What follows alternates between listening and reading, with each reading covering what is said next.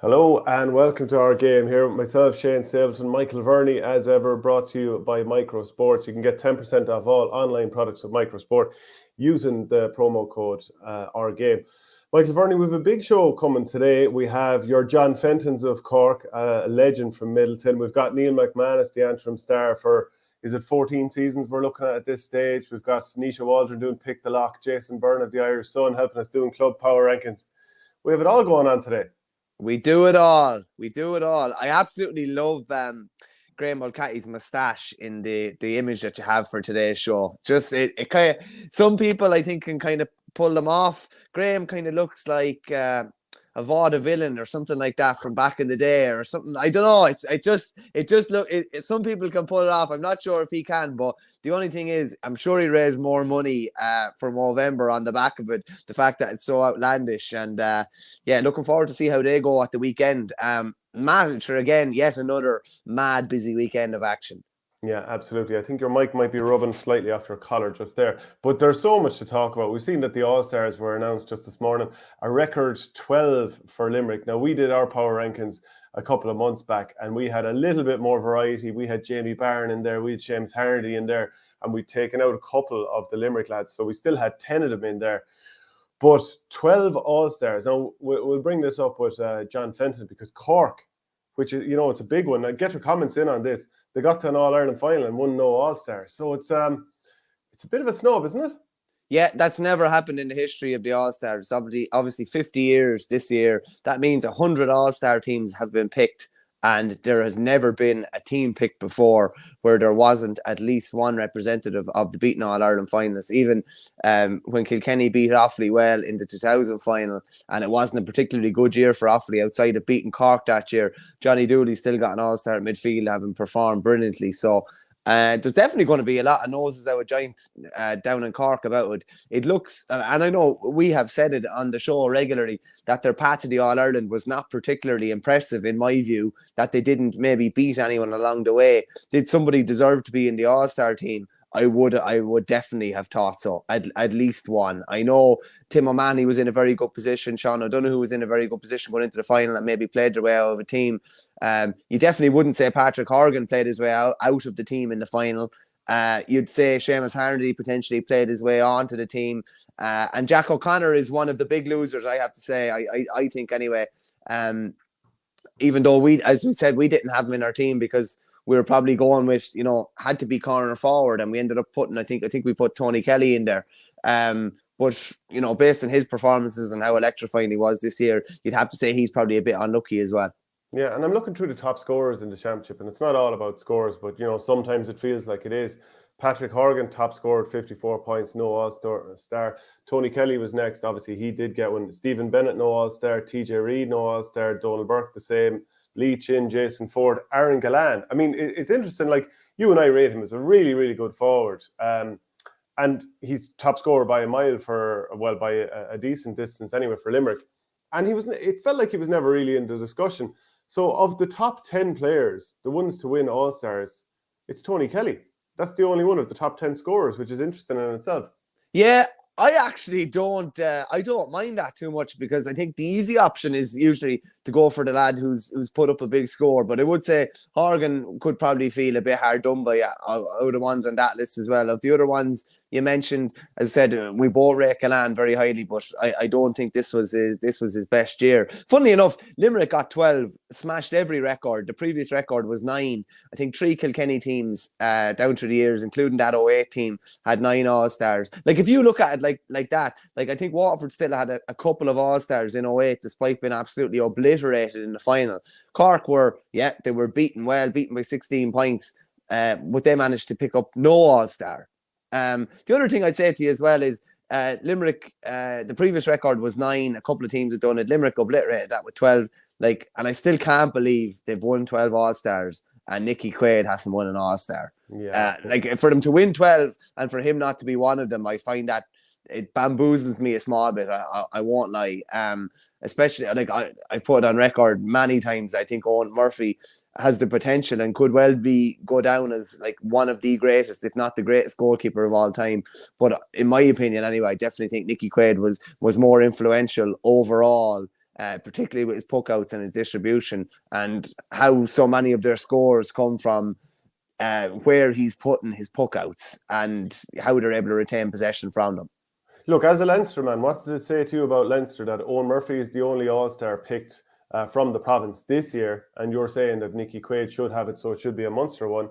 And then last year, TJ Reid was the only All-Star from Leinster. Daithí Burke also won one, but, it's Connacht, Galway, whatever. But, take it if you want and claim it as a Leinster one if you like. But what's it saying? Well, it's saying that when we did the power rankings, we had no Leinster county in the top 5. And we didn't even have Galway in the top 5 who play in Leinster. So it's saying that the usual power struggle is definitely shifting towards Munster and shifting very heavily towards Munster at the moment. And that's just the way it is. We talked about Kilkenny, obviously, be one of the Leinster champions the last 2 years. We talked about, even what Kilkenny players would make the Limerick team. And I think we only came down to 3, potentially. Owen Murphy, TJ Reid, and maybe Padraig Walsh. Maybe Owen Cody or Adrian Mullen, maybe, or someone in time. But that'll just tell you where the power is at the moment. And that doesn't look like changing anytime soon. It's like, I suppose that you could say it's cyclical somewhat. It's like, Irish trainers had 22 winners, I think, at Cheltenham last year. British trainers had 5. 20 years ago, that would have been the other way around completely. But I'd see this is going to take a while for it to shift back, for the balance to shift back. We'll bring it up on screen here and just slide ever so slightly to either side. Oh, the wrong way there. So we see Owen Murphy in goals, and the amount of green, it really is overwhelming. Conor Prunty fullback, we had him in our team as well. He was excellent. Tony Kelly, because he's got a free role, you could obviously pick him anywhere. And, as we were saying beforehand, you were saying that he was in the full forward line against Waterford, being picked up by Caleb Lyons. Cathal Barrett picked him up another day. But, they're sort of roaming within that. So I can understand that. You don't always with a forward line look at it and say, well, all these lads are playing specifically in that position, because realistically teams don't really play with 3 inside all the time, or if they do, their half forwards are probably out at midfield. So the formation is kind of almost a side point at this stage. But I do feel that Jamie Byrne deserved to get a shot, and I know we kind of weighed it up a little bit. We had Seamus Harnedy in there for Groat Hegarty. Hegarty still did a lot of brilliant stuff, no doubt about it. Harnedy, some people didn't agree, but I'm kind of with you. Jack O'Connor hard done by. Cathal Malone a little bit too. So, yeah, impossible to... I think 12, as dominant as Limerick were, I think it's just a poor reflection on everyone else. It's not like there were no other games. Yeah, people didn't really compete brilliantly with Limerick, other than Tipperary losing by 5 points. But I think 12 is excessive. I think 12, to have 12, as I said, without having Nicky Quaid, I can't believe. I find it hard to believe. I think if you just even bring up the graphic again there for 2 seconds, just the fact that the whole middle 8 is Limerick. The whole middle 8. Like that's it. Which just is reflective of how they dominate games, isn't it? Yeah, in around that middle sector of the field. It's phenomenal, really. You would have thought that the selection committee, even the optics, the optics of that, just how dominant that makes it look. Like that is where the big action happens in a game, and Limerick have the 8 players within those 3 sectors. It's phenomenal. Are they? They are obviously the team to beat at the moment, but I think what you said is true, and I think it's a very pertinent point. It's reflective of the quality, or maybe the lack thereof, of the opposition that they have at the moment. And maybe that's similar to that great Kilkenny team. As you've said many times, they were kind of waltzing through Leinster at the time until Tipperary came in 09, 10, 11. Kilkenny didn't really have any big opposition when you look at it. They beat Waterford, very well in that 08 final. They beat Limerick quite handsomely in the 07 final. They finished what looked like was going to be a dynasty in Cork that was going to grow. That Cork team all of a sudden was gone in 07. They beat Tipperary then in 09. And once a really powerful force came along, it kind of upset the apple cart. But who is that real dominant force now at the moment that's going to put it up to Limerick for a sustained period? Like Tipperary in transition again, you're not really sure. There's plenty of quality there. You're just not sure what you're going to get, and whether there's mental scars there over playing Limerick and even losing the lead last year. Cork are coming, in fairness to them. Waterford are coming and getting better every year. But then you look and you'd say they're getting better every year, but they were beaten by 11 points in the 2020 final and they were beaten by 11 points in the 2021 semi-final. So are they getting any closer to Limerick? Kilkenny they're the last team to beat Limerick, but you'd think they're in championship, big championship action, but you'd think they're a long way away as well. Galway are there on paper, didn't produce it at all last year, and there's question marks going into next year. Wexford are a bit off, Dublin are a bit off, so you're kind of wondering where the challenger is going to come from. And I think there are similarities between this current Limerick team. They're very good, very, very good. They're probably in a weaker generation as well, you'd have to say.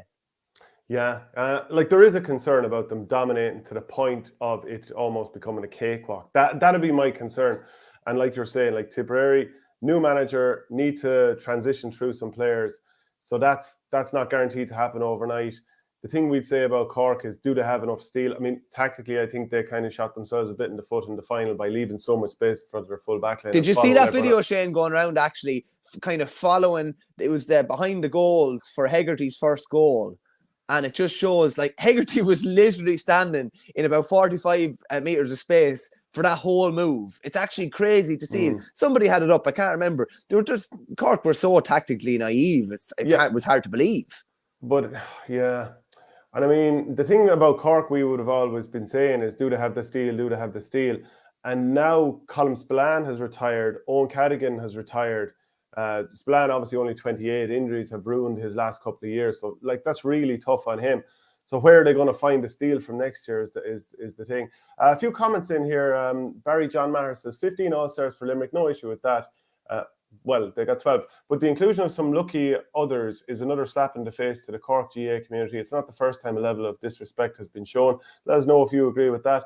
Not at all saying Cork are entitled to All-Stars, but it feels that one disastrous all-final has whitewashed away a very good campaign as a whole. Who else would have lived with Limerick in the final? Very fair comment. A. Sully, 180. John Fenton, an all-time great and such a clean striker of the ball. His goal versus Limerick is my favourite ever. For anyone who has never watched a game of hurling or seen the kind of great clips over the years, that was that pulling the ball into the net from a bus ride out the field, really. So get any comments in for John, hoping he joins us there at about 12:30. And also, who are the cleanest ball strikers in the history of the GAA? Both codes. Now, if I was to think hurling at the moment, I'd say a very clean ball striker. Obviously, Joe Canning's just retired. He's certainly in that conversation. I think Jason Ford. I think John Bubbles O'Dwyer. Who's coming to mind? Patrick Horgan, obviously. Bubbles would have been probably the one that would spring to mind the quickest. Who else are we looking at? Yeah, like, listen, we've kind of said this before, that maybe Tip have a lot of these kind of silky players, but can't physically maybe live with the Limericks of this world. Funnily enough, if I was going down through the Limerick team, I'd probably say Declan Hannon is a fairly crisp striker of a ball now. Outside of that, Dermot Burns is a good striker. Dermot Burns is a good striker as well. It's such a nice thing to have labelled at you that you're a beautiful ball striker. Like it's like having grey hands. They're just like that's lovely just hands. Lovely hands. He's lovely soft hands. Like it doesn't get much better than that. Like I'd be interested to hear, because you kind of caught me on the spot there. I'd be interested to hear what other people think about the best ball strikers going down through history. Funnily enough, Henry Shefflin, who I would regard as one of, if not the best hurlers I've ever seen, I wouldn't have him in that category. I would have had him as the total package. Whereas you think, look at Joe Canning, such a crisp ball striker. He would kind of come into that greatest hurler debate as well, and he was one of these great ball strikers. But I think it's only natural in many ways that there will be a lot of Cork and a lot of Tip players in this kind of bracket. Yeah, Thomas Mullen says John Troy has such a sweet strike from the ground. I remember him scoring points. James S says Jamie Byrne was silenced in the final by O'Donoghue. I just felt like his season overall that he did enough. And in fairness, Shane, as we said, he went in corner forward and got 2 points and looked dangerous when he went in. So I thought that was more credit in his bank. Yeah, so I mean, you'd have to say on the line they found a way to make him more dangerous in that game. And who knows if they had to do it slightly earlier. Maybe not, though. Patrick Coleman, Tipperary, Waterford and Galway will challenge Limerick next year. Beat Limerick in an All-Ireland final is another question. Lads, it's unreal. Nicky Quaid has to be in this 15. His distribution is unreal and he gets to play moving for Limerick. I don't think anyone is going to argue with that.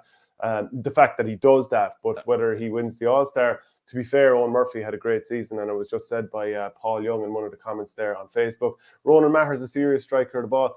I mean, he's one of these lads, a little flick of the wrist and it goes 90 yards. Clean ball strikers, underrated Declan Dalton from Cork.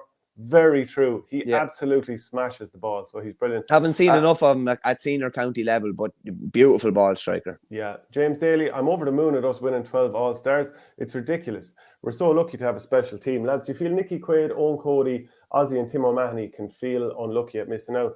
They can, yeah. And look, we're not saying it's easy to pick it. We did that live show a couple of months back where we kind of picked it with all the comments coming in. Our team was 13 of the same players. It's just we had taken a couple of the Limerick lads out. And, you know, is Jack O'Connor the unluckiest of the lot? I think he's very unlucky, I have to say, yeah. I do think he's very unlucky. He what absolutely he did was lit thrilling. up the championship, yeah. Do you know what, those runs along, you know, he'd turn his man and go almost along the end line and smack it into the net. He did it against both Kilkenny and did he do it against Dublin? I think he might have done it against Dublin. Watching him was thrilling. Bit like Vicky Wall with Meath this year. When she got the ball, you were like, oh, here we go again. She's going to try and barrel through. So players like that, you know, they're always great to watch. Paul Young says Johnny Dooley was a serious hurler, a very clean striker. We're getting a bit of Offaly love here. Yeah, no, in fairness, we had a few try and Dooley would definitely be top of the pile. They were beautiful, real crisp kind of ball strikers. It's good that we haven't gone to that golf thing when someone hits a lovely free where somebody says, oh, great hurling shot. Thankfully, we haven't gone anywhere near there. And is that where you learned your own clean striking? You'd be a beautiful ball striker. I never actually verbalized this to anyone, but I always thought in my own head, if I ever have kids, I would bring them to do some sort of clinic with Joe Canning or something like that. I definitely wouldn't have them watching me anyway. Or do freeze with Dean Rock. Yeah, there you go. Yeah, I don't know. Yeah, I don't know if I have the twine for that now, but I would definitely bring them to somebody. I'd bring them probably down to Owen Kelly in Tipperary is probably where I'd bring them, if I was being honest. And get them to make sure that they have really strong wrists and get them to make sure they're striking the ball crisp and true. It's interesting. We'll be talking to John Fenton later. When you look at that strike against Limerick in that Munster semi-final in 87, his leg almost finishes. He leaves the ground, such as the power that he's generated, and his leg comes up like a swing, a really good golf swing. It's amazing to look at it. And if anyone hasn't looked at it yet, look at that and look at the 83 All-Ireland semi-final against Galway, the delivery in for Jimmy Barry for what I would say one of the greatest goals of all time. Yeah, it's iconic. Okay, let's talk about some of the fixtures. We're going to have, we'll talk about the Leinster Club Championship at the moment. There's so much to get through. We'll have Neil McManus later on helping us preview the Ulster clash of Dunloy and Slaughtneil, which should be a very, very good one. So starting off with St. Rynagh of Offaly, obviously you know them very, very well from the Club Championship there against Ballyhale Shamrocks. So just to reflect on what these two teams have done up to now, Rynagh won the county title by beating Coolderry 111 to 12 points in the final. Stephen Quirk goal in injury time, a scuttery enough one if we can call it that, allowed them to get through there. Ken Hogan as manager. James O'Connor has led Ballyhale to another county title there, and they beat Mount Leinster 22 points to 16. The game was put back a week because of TJ Reid's wedding. So whether it was like a blip of a performance, a team on the way in the wedding last week, or look, Ballyhale are the team to chase. We've done our club power rankings, so we're not underrating them in any way, shape or form. But the question is there any way, shape or form that St. Rynagh can catch them here? I just can't see it. No, it's going to be very tough. And you'd imagine, if Ballyhale were going to be caught last weekend was one of the weekends that they were going to be caught, just given the proximity of stags and weddings and things like that, and eyes just potentially been taken off the ball, and maybe bodies not been as finely maybe tuned as they would be for other games. Ballyhale were very good in the first half the last day. I think they hit 13 out of 14 points from play in the first half with a breeze behind their back. And the one thing I would say from Ryan is if they're looking at what Mount Leinster Rangers did last weekend, and it's similar to Limerick, is that and it's hard to do this, but that when they do get possession, that they particularly go at this, the spine of that defence. And that's what kept Rangers in the game last week. Dennis Murphy had, I think, 11 of 12 points were from frees, and the vast majority in the second half from running at the Ballyhale defence. Now, I'm sure they'll be fairly well versed in that this week, and they'll be standing the man up an awful lot more and not giving away kind of free opportunities like that.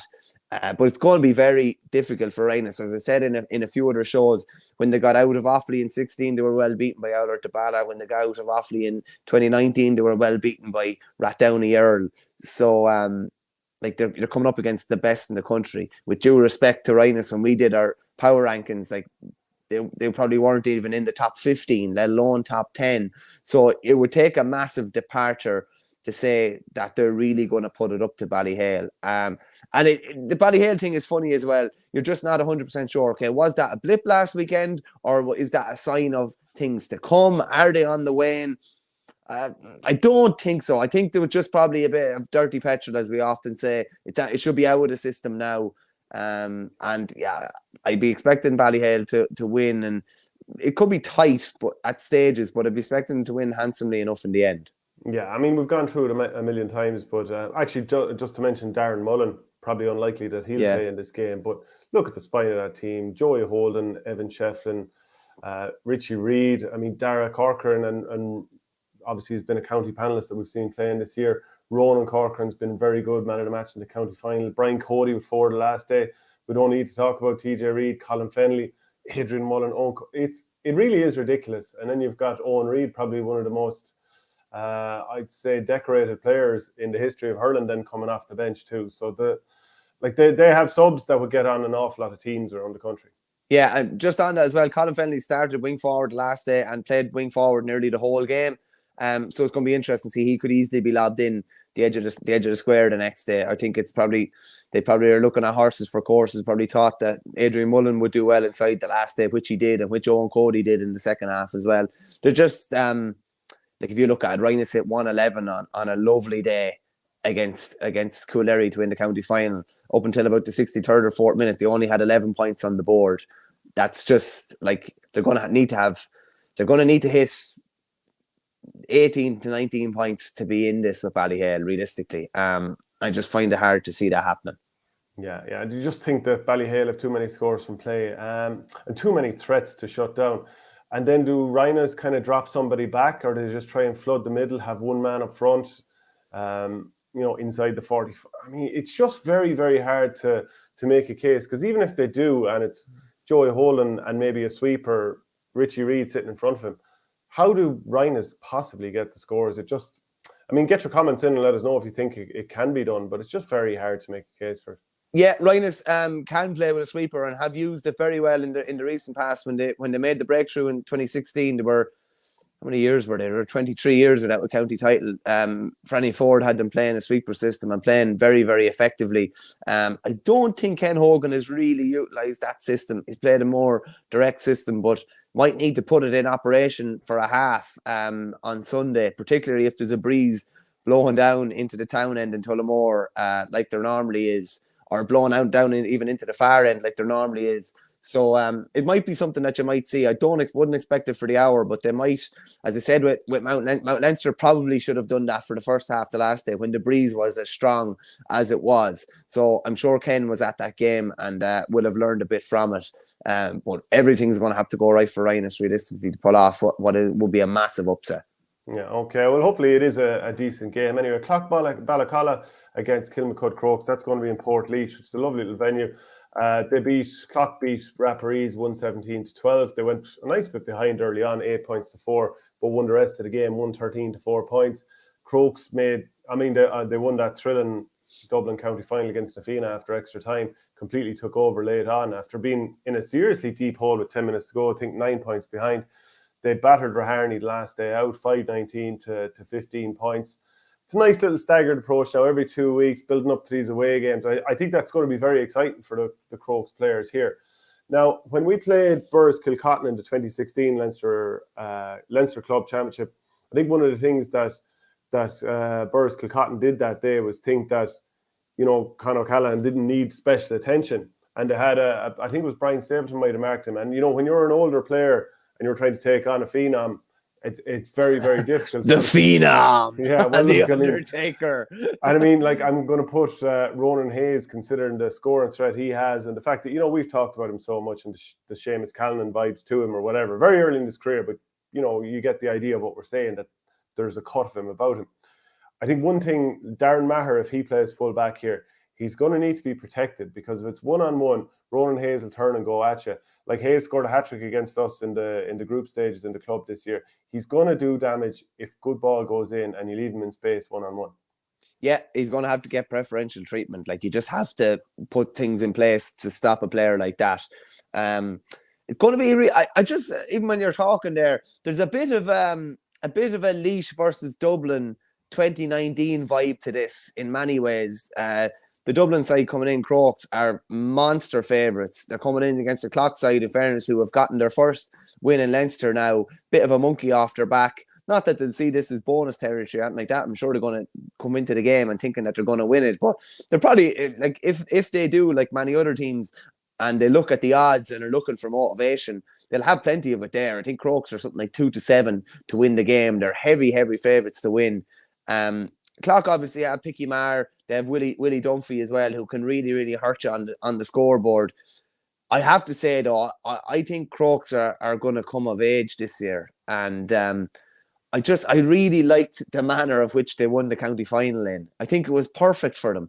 They came back from, they basically, like you're talking about the phenom there, they came back from the dead and ended up winning in, you know, really good style in extra time. They, you know, just swatted Raharney aside the last day, minimum of fuss. And I think Clough will put it up to them for stages, but I would expect Crokes to be winning by 5 or 6 in the wind-up. But again, it's probably, you know, suited perfect for an underdog. If you're looking at it, you're saying, okay, what exactly have Crokes done at provincial level? Very little. So what do Clough have to be, have they to be afraid of? In that instance, you probably say they don't have that much to be afraid of. They don't have a big glittering history at provincial level or anything like that. So if I was on the Clough-Ballacolla side of things, you're going to be thinking, we are going to take a right hop off these and see where it takes us. And they have plenty of firepower, as I said, up front to hurt them. Dealing with Ronan Hayes, as you said, is going to be a big thing. I'm a big fan of Darren Maher. Thought he was brilliant the last day against Rapparees, and he's one of these, particularly at club level, one of these inspirational type players. But as you say, he is going to need, he's going to need a nice bit of protection. And Ronan Hayes, it's going to need to be, when the ball comes in around Ronan Hayes, it's going to need to be dirtier ball. It's going to have to be even higher ball, higher deliveries to maybe break past a deep lying centre back or a sweeper. And Darren Maher is going to need to be able to contest the ball with him. It can't be 70-30, 80-20 ball into Hayes. If it is, Maher is in trouble, and Clough-Ballacolla will be in trouble as well. Yeah, without doubt. Paul Young says, I give Clough-Ballacolla a great chance at home advantage. They're playing great hurling. Delighted to say now we're joined by John Fenton, Cork and Midleton legend. John, great to have you on the show. How are things with you? Good, thanks, Shane. Very good, thank you. And yourself? I'm not too bad at all. Delighted to get you on the show. I might get you to just slightly nudge the camera the other way if you can. There we have you now. We have you. So obviously Midleton are going to be playing this weekend in the Munster Club Championship against Kilmallock. Going to be a great clash, I would imagine. I was just thinking of your own days playing in the Munster Club Championship, and I think I was only a baby in 1983. I'm sure the mother had me there in her arms. I'd say the father was preoccupied watching the match. But can you reminisce on those days? Because funnily enough, that was in Kilmallock too. And I was just looking at some grainy footage of it. But winning that game against Bursley after a replay. Yeah, we won the Cork County Championship in 1983. And we went on then to play in the Munster Championship after that. And we were really on a high after winning the Cork County Championship. And we took it very seriously, as we have anytime we've been in the competition since. We've always taken the Munster Club Championship very seriously.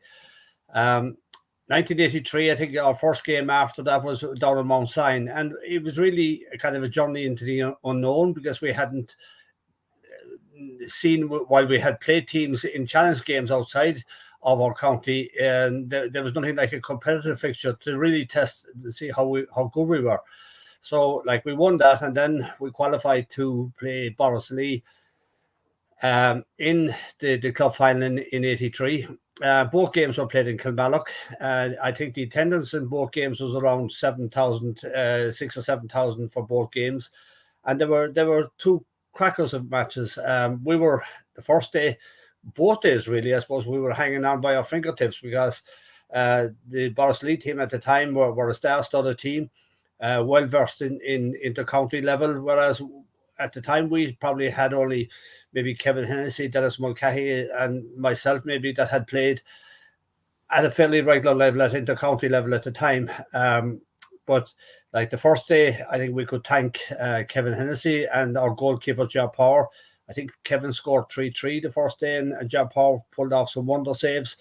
And then the second day, again, it was the same type of game. Borrisoleigh were on top, and actually there was a video of that game, and there was a lad from Borrisoleigh rang me, I suppose, about 10 years ago, asking me to know would I have a copy of that, because it was only then that he could bring himself to look at the game about 20 years after it was played.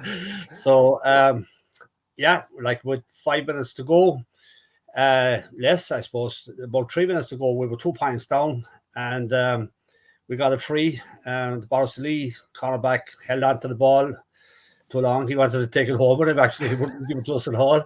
So the referee gave a free in, and we were 2 points down to just an ordinary 21-yard straight. I remember looking over at the sideline. I was a selector as well as being captain, and there was 4 other selectors, and there was 2 lads on the line. I don't know where the other 2 were gone, but I just looked over for a bit of guidance, and one guy had his finger up saying goal for a point, and the other one had his finger down saying goal for a goal. And I can remember saying to myself, "Jeez, you're on your own here." And so, look, I went for the goal and I got it. And the next 2 puck outs, we won them, and we got 2 frees, and we eventually won by a couple of points. So, but there were 2 fabulous games. Borrisoleigh wouldn't probably think that, but there were 2 marvelous games of hurling. Like so, it was definitely one that they slipped away, but it was one, I think, by our enthusiasm and our skill and the tenacity that was there. We had to match. We knew we had to match Borrisoleigh in those sectors, and I think we did. There was a YouTube video of it came out there sometime last year, and I watched parts of it. And if some of the tackles happen now that happened then, I don't know, would there be yellow cards issued? Would there be guard escort to the nearest jail on both sides? So it was, let's just say, it was a very competitive 2 matches. But look, we have great memories for it. Borrisoleigh went on to win an All-Ireland club before we did afterwards. And no, there were great times, great competition. And what was it like? Because like when I look at that, you see the fence around the pitch. It just looks like, you know, that everyone is on top of you. It must have been a claustrophobic sort of environment. And I say that in a good, exciting sort of a way. Like, what was that like? And do you have memories of the final whistle that day? Yes, I do. Like it was fantastic, and I think it's the one feature of the Munster Club Championship in the last couple of years that I disagree with, because we played all our games that time on a home and away basis. We'll go to Limerick next Sunday, and you're going to have in Gaelic grounds a couple of thousand people in an empty stadium. Like those days, the crowd were all around us. You could feel and hear the tension, and like obviously Midleton people were delighted after the final whistle, but yeah, like I think where possible they should go back to club grounds again. Yeah. And just for you, who were the sort of men driving the team? Obviously, the current manager of the Midleton team, Gerard Fitzgerald, he's I'm sure he's one of the key men. But who kind of drove you over the line? Well, that time I suppose.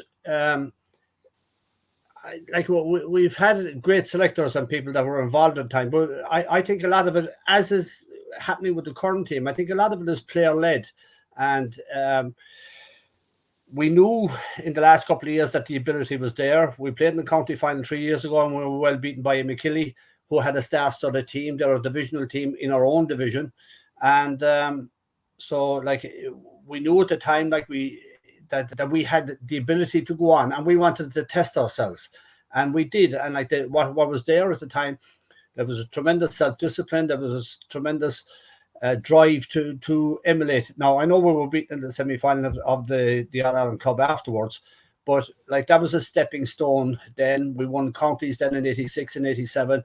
And in 87, we said we played Cap and White actually in the Munster final in 87, again in Kilmallock, and we won that one by a point. And those games brought us on tremendously and gave us a tremendous, I suppose, ability and belief in our own ability that we were capable of going on and winning an All-Ireland, which we did, thankfully, on Patrick's Day in 1988. Just on that, John, winning the Club All-Ireland, where does that rank with the All-Irelands that you won with Cork? How would you compare them? Which would there have been more satisfaction in the club or county or which? And how great was it to go and win in Croke Park with your club? Well, I always say that, and I can still remember the date, the 9th of October 1983 was the greatest day of my sporting life when Midleton won the county. The 5th of December 1983, when we beat Borrisalee to win the Munster Club, was probably the second. And then, like, to cap it all, then, look, I was very privileged to play in Croke Park with Cork. I captained Cork in the All-Ireland final. They were great memories. But if I'm asked what was the greatest day of my sporting life, 9th of October 1983, when we won the county for the first time in 67 years. So, that was a tremendous experience, and it's one that I'll take to the grave with me. Just on that, John, your recall and memory of the games, the details of them, and even the dates is unbelievable. Really, you talk to some fellas and they wouldn't remember anything about a game. Is that just from thinking back about the games regularly, having regular conversations with people about the games, or people telling you about the games, or was that just the way you always were, that you remembered these little things that happened in games and dates and things like that? Are you a bit of a memory man down in Cork? Are you? Absolutely not. I can't tell you what happened yesterday. But those two, particularly the first county in 83, left such an impression. You'd have to be around Midleton the week coming up to that. The buzz that was there. The Bears had beaten us 4 years in the semi-final of the county championship. We were playing them in 83 for the fifth time in a row. 5 years earlier, 1978, we were a very poor intermediate team. We won an intermediate championship in Cork with an average age of the team of about 19, I think. Kevin Hennessy was only 17 playing a wing back. With 5 or 6 minors on the team that day. So, like, where we had come from 78 to 83 was astronomical in terms of progress. So, like, the buzz, the Bears had beaten us 4 years in the semi-final, but there was never more than the puck of the ball between us and any one time. And like the buzz coming up to that in 1983 was incredible. You could feel it around the town. You could feel the excitement there, the thrill that was there. And it left such an impression on me. It was we achieved something that we never thought we ever would or we ever could. And that's what the memories are. Like, don't ask me any more dates or any more figures because I can't remember them. But I can remember those. John, I'm just looking at some of the key players for that Bears team that held you back for so long. I mean, obviously Jimmy Barry is the one that jumps off the page, but even before that, Charlie McCarthy, Gerald McCarthy, Gerard Cunningham, so on and so forth. Oh, yeah. That rivalry you would have had and losing from 4 years in a row. How did that? What was that like? And then having to share a dressing room. But my battery's just telling me it's running low. So bear with me for 2 seconds while I get a cable and I'll plug it in. I'll be back to you in 2 seconds. Okay, absolutely. Yeah, Michael, we might as well just finish off chatting about Crokes against Clough-Ballacolla there. Great to have John on, and he'll be back in a second, folks. But are you ruling out an opportunity for Clough-Ballacolla to win here? I think if Picky Maher is held down, they're going to find it very, very hard to win this game. Yeah, no, I'd agree with you there as well. Willie Dunphy was probably quiet the last day. They're going to need... I think he got married in the meantime too. Yeah, that's right. Yeah, because they were saying they weren't sure whether he was going to go off to Vegas or where he was going to go on honeymoon or whether he was going to be around for the next game. But I'm sure he'll be around. But he's going to need to have one of those typical Willie Dunphy, 4 or 5 point games, for Clough-Ballacolla to be winning here. But I really think Crokes are kind of a slick, kind of well-oiled machine. And I think they'll go about their business fairly professionally. I think it could be competitive for 40, 45 minutes, but I would definitely see Crokes pulling away, and I'd see them winning by 5 or 6 in the wind-up, if I'm honest. I'd gladly be proven wrong by our near neighbours in Laois, but I think Crokes, if anybody's going to beat Ballyhale and Leinster, it'll be Kilmacud. Yeah, they've a young athletic team, Croke. So I'd just be giving them the nod there. I think John, you're back ready to hurl with us again. So the question I was going to ask you is, what was it like sharing a dressing room with the likes of Jimmy Barry and all these great players that are just kind of named, and then you have to go and you're trying to win stuff with them with Cork, and you're trying to beat them then at the other side. Was there a sort of an undercurrent of a club rivalry there? Absolutely not, and I could say that without any fear of doubt or whatever. We played the Bars. We played them for 5 years, as I say. And the minute you went into the Cork dressing room at the time, and I hope it still is there, once you went into the Cork dressing room, didn't matter what club you were from, didn't matter what games were played, you were a Cork player, and that was it. We learned from these lads. The Bars at the time had a fantastic team. They were winning All Ireland clubs. And they would constitute an awful lot of the Cork senior panel at the time. And when you consider the team, the county final of 1983, 11 of the players that played that day were made up the Cork panel for the following year, 1984. So of the two teams that played in the county final in 83, more than half the panel came from those two teams. And that's something which has changed in Cork, unfortunately, over the last 10 years. But like at the time, you would have had the Glen, the Bars, and Blackrock. They were the trendsetters, and not alone were they winning counties, but as I said, they were going on to win All Ireland Munster Championships and All Ireland clubs. So that's the level that we had to attain. And but again, repeating myself, once you went into a Cork dressing room, you were a Cork player, and that was it. Just on that, Shane, as well, just looking back through the Munster Roll of Honour, and you just see from 71 to 78, it was won by Cork teams every year who all went on to win the All-Ireland. Blackrock in 81, the Rovers in 72, the Rockies 73, the Bars 74, the Rockies 75, Glen in 76, the Bars in 77, and Blackrock in 78. Like that's an unbelievable, it's an unbelievable standard to be playing to. And just on that, John, the Cork have probably struggled at provincial level, provincial club level in Munster. Is that something that you think is a big motivation for the current Midleton crew?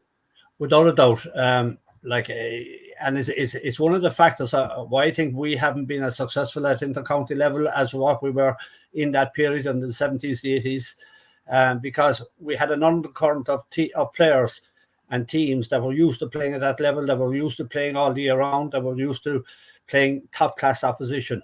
And over the last couple of years at county final level, if we had 2 or 3 players that subsequently played with the county team afterwards, it was a lot. But again, going into next Sunday's game, we are fired up with this in the sense that, as I say, we always took great pride and took great interest in the championship. We have a young team, a little bit like 1983. They're very young, they're very committed. We know we're up against it, but look, we'll go up there and we'll put up as good a show as we possibly can. We're going up to win it. And a couple of years ago, when we were last in the county final, we were beaten by McKilly. McKilly couldn't enter the competition because they're a divisional team. We went down and we played Ballygunner. And I think 2 things. Number 1, we didn't give ourselves much of a chance going down. And number 2, I think we had 1 or 2 chances to win the game. With Ballygunner, we're hot favourites to win it. And unfortunately for us on the day, we didn't do it. But we have a chance now next Sunday to further our interest in the competition. How impressed were you by Midleton in the county final, beating Glen Rovers 24 points to 118? Conor Lahan, the standout player there, scoring 13 of those, 5 of them from play. But Cormac Boasang, he got a few. Luca O'Farrell, he got just 1, but he's been very good from what I've seen this year. So were you very impressed by the team? I was actually. I'd be very honest with you. I'd missed the 2 previous games because I was out of the country, and I'd watched them on the link. And but it's not the same as being there. But for the county final, I went up to the top of the New North stand, and I was on my own and just looked at the game, and I was very, very impressed with the way we played and with the type of hurling that we tried to play. I think we were the better team on the day. The Glen had a chance, the last puck of the game, literally the last puck of the game, to level the game, but I think it would have been injustice that happened. But look, we learned a hard lesson in the sense that we learned a great lesson in the sense that we now know that the game isn't over until the final whistle, win or lose. And like that happened to us 3 years ago against Ballygunner. We didn't take our chances and we had the chance to win it. So like I was impressed with the lads. With COVID and everything now in the last couple of weeks, restrictions on training, but they have put in an effort. And I think they will go up on Sunday full of enthusiasm for the game and for the competition. We're hoping for an absolute cracker there. So a question about Cork. I mean, you won 5 All-Stars in a row yourself, which was incredible going back in the day. No All-Stars for Cork this year, despite getting to the All-Ireland final. Were you surprised with that? Was I surprised at that? I suppose it's very, very unusual that when a team gets to an All-Ireland final, I don't think it has ever happened. I can never recall it happening in my memory where a losing team in an All-Ireland final would not have some representation on the team. The fact that Limerick have 12 on the team probably shows their dominance. And I think there might be one or two Cork lads might be disappointed that they didn't get a nod. But I suppose in all fairness, it just proves how good Limerick have been over the year and over the last couple of years. And I think it'll motivate a lot of the Cork fellas for next year to go one step further. That's what I was just going to ask you, John. Do you think a lot of lads will have that maybe stuck in their craw a bit of disappointment, and it might drive them on to even better in 2022? Well, an All-Star trophy to me is a fantastic honour. It's a great, a lovely boost to get at the end of the year. Okay, if you had a choice between an All-Star and an All-Ireland medal, you would obviously take the All-Ireland medal. But I think, Limerick are going to be there for not only for Cork, but for everybody else to try and achieve the same level of playing and consistency that they have. And I think it'll motivate an awful lot of teams next year to up their game against them. Whether we'll be good enough or not, I don't know. We'll have to wait and see. And John, Seanie O'Leary, obviously your old teammate, he passed away recently. Can you just talk to us about Seanie O'Leary? I mean, a brilliant player who tormented so many teams. I think of the time that he scored the late goals against Byrne. Obviously, he got his busted nose and Christy Ring told him to play. But can you just talk to us a little bit about Seanie O'Leary? Well, I suppose I was very privileged to know Seanie and to play with him. He lived in Midleton for a lot of his life, so I'd know him from around the town and from going to matches, travelling to matches. A lot of those times we used to travel to matches in cars, and Seanie would often be in the same car as what we would have. He was a fantastic player, and Seanie's modus operandi was to hang around the square as often as he could. And like in the last week, there's been clips showing the goal against Tipperary in the centenary final and the 2 goals that he got against Offaly. And they were within the parallelogram. So I always remember he was chastising the likes of Kevin Hennessy and Tomas Mulcahy, who'd be running around all over the field and enthusiastic and trying to get their hands on the ball and whatever. But Seanie would be calling back and he'd say to them, lads, there's inside here, you'll score your goals. And he proved that. And Seanie was the fierce nice guy, very witty guy, fierce committed, was probably part of the greatest ever Cork full forward line with Charlie McCarthy, Ray Cummins and himself. They were absolutely lethal. They loved scoring goals. And Seanie, I think, mastered the art of maximum outcome with minimum effort. And in training, we were only talking about it during the week. Sprints in and out of 14, he'd beat anybody. But ask him to run the lap of the field, and you might as well get a bus for him halfway down because he wouldn't do it. So, but he was a great character, lovely player, great finisher, and you can see it actually on the messages on the condolences on RIP, how much respected he was from hurling people from all over the country. Galway, Tipperary, Antrim, Wexford, all over the place. Kilkenny, they just say what a great player he was. And I think that will be some comfort to his wife and to his family, that he was so much admired and respected for what he did on the field and off the field. But most people would have known him from his efforts on the field. And just even to talk more broadly about that Cork team you had, and as a Tipperary person, you battered Tipperary, terrorised Tipperary for years. I'd say you barely ever lost a game to Tipperary at all. What was it that made you so good? Well, like that's only repaying for what happened to Cork people in the 60s when Tipperary were doing the same to us. I have a very close neighbour here, and he's actually involved with our senior team now. He looks after the slitters and the gear and everything like that. And he said he was actually terrorised by that Tipperary team when he was growing up as a young fella in the 60s. And it left a traumatic effect on him. But what we had at the time, again, we were first lucky with a good bunch of players, just like the Midleton team, a good bunch of players that were very committed, very dedicated. And they came through a system, a bit like Limerick going back a few years ago when our Sculleries came on board and they started winning Hartleys and winning All-Ireland clubs. A lot of our lads went to Fan Ferris and then went to the Man. And they would have been used to playing together. And even though they might have been different clubs, like those schools, St. Coleman's was another one. Like there were three schools that were really at the core of Cork teams. A lot of if you wanted to get on the Cork minors and you were in these schools, you had an advantage over an awful lot of other players because you were playing at a high level all the time, year in, year out. And but we had some great players on that team. And as I said to you earlier, once you went into that Cork dressing room, irrespective of what happened, what club you were from, whether you were from the smallest junior club to the biggest senior club, we were all equals. And there was no issue about that. And we had a tremendous crack, and you hear a lot about it at the moment, about the fun going out of the game and players aren't enjoying it. But we loved it. We enjoyed it. Like training was going to training. You love going to training because some fella would crack, hop a ball someplace, and then somebody else would take it up. And again, nobody was sacred. Nobody was sacrosanct. If you were in the firing line, you were in it and you took it, and you either gave it back or you shut up and moved on and got out of the dressing room as fast as you could. But apart from that, like it was just a pure joy of meeting these lads. And we met last week now for Guard of Honour for Shawnee.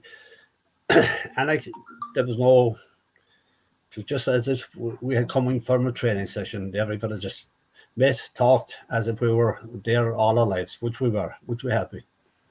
Can I just ask you about, you played with such brilliant players. Who were the naturally most talented players that you kind of played with? Or did anyone ever do that and then you thought to yourself, oh my God, the skill of this guy? Well, I always say, I was lucky.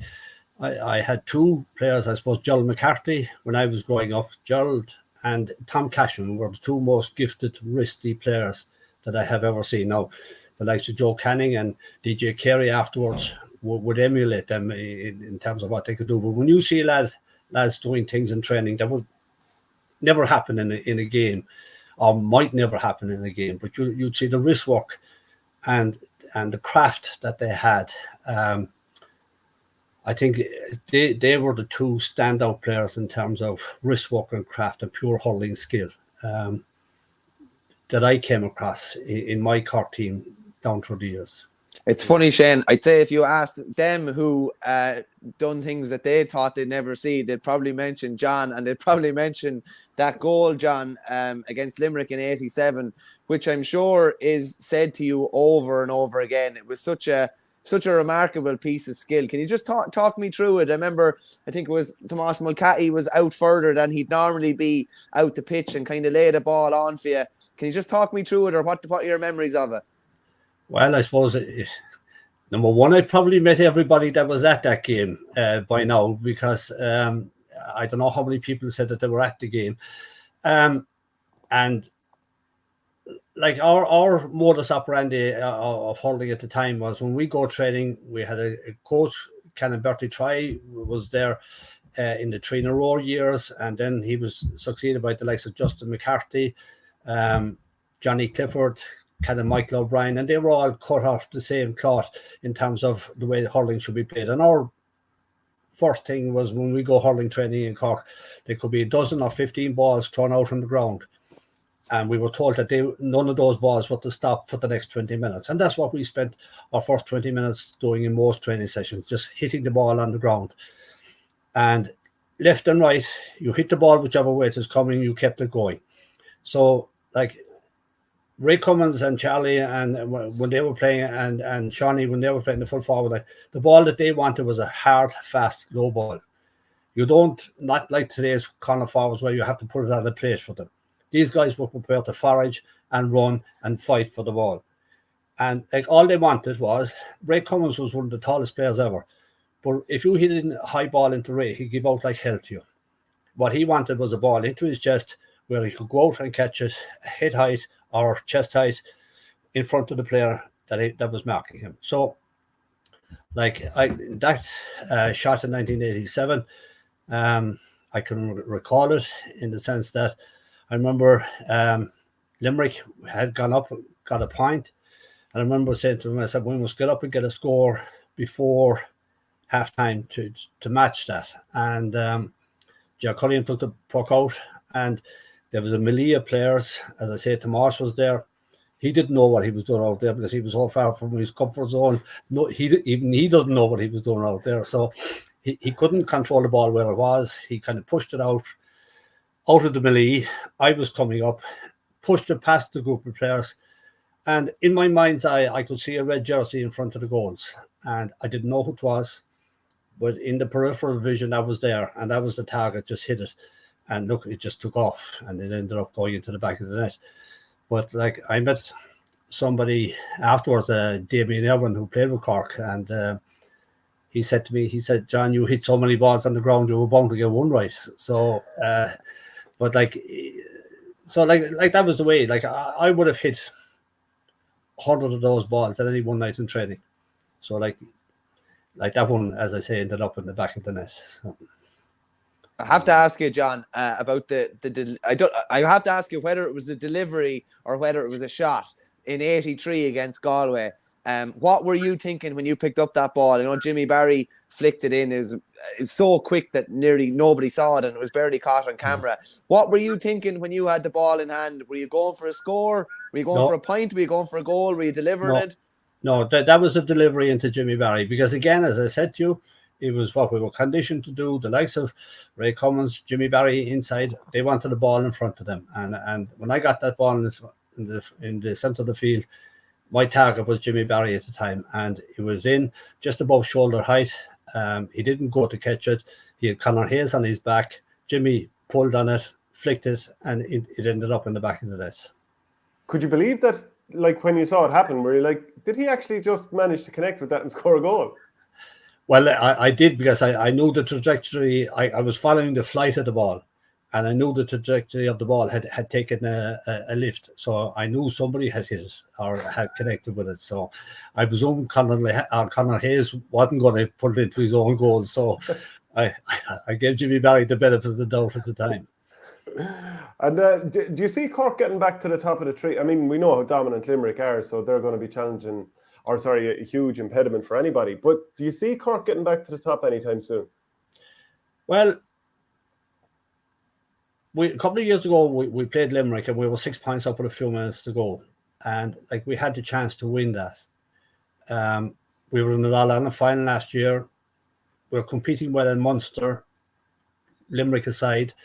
But like we did beat Limerick 2 years ago. So like we're not that far off it. I think what Limerick have now is they have a strength in depth, they have a belief. Like you could see today, 12 All-Stars, you could argue to toughen the three guys that were left out because they had some team as well. And I'm sure it was just pure politics that the whole 15 of them weren't picked. And but it'd be difficult. I think we're a bit reliant on Patrick Horgan over the last couple of years. I don't know what age is Patrick. He's pushing up on 34, 35. So like he's not going to be able to run around like a spring chicken much longer. He'll hit the freeze. We need forwards. Unfortunately, I think this year our 4 semi-finalists at senior level, I think there was only 6 players from those 4 clubs on the Cork panel. And like with COVID on the last couple of years, they're not getting the exposure at colleges level, at UCC level. I think we might be a couple of years shy yet of toppling Limerick. And John, just one question before I let you go.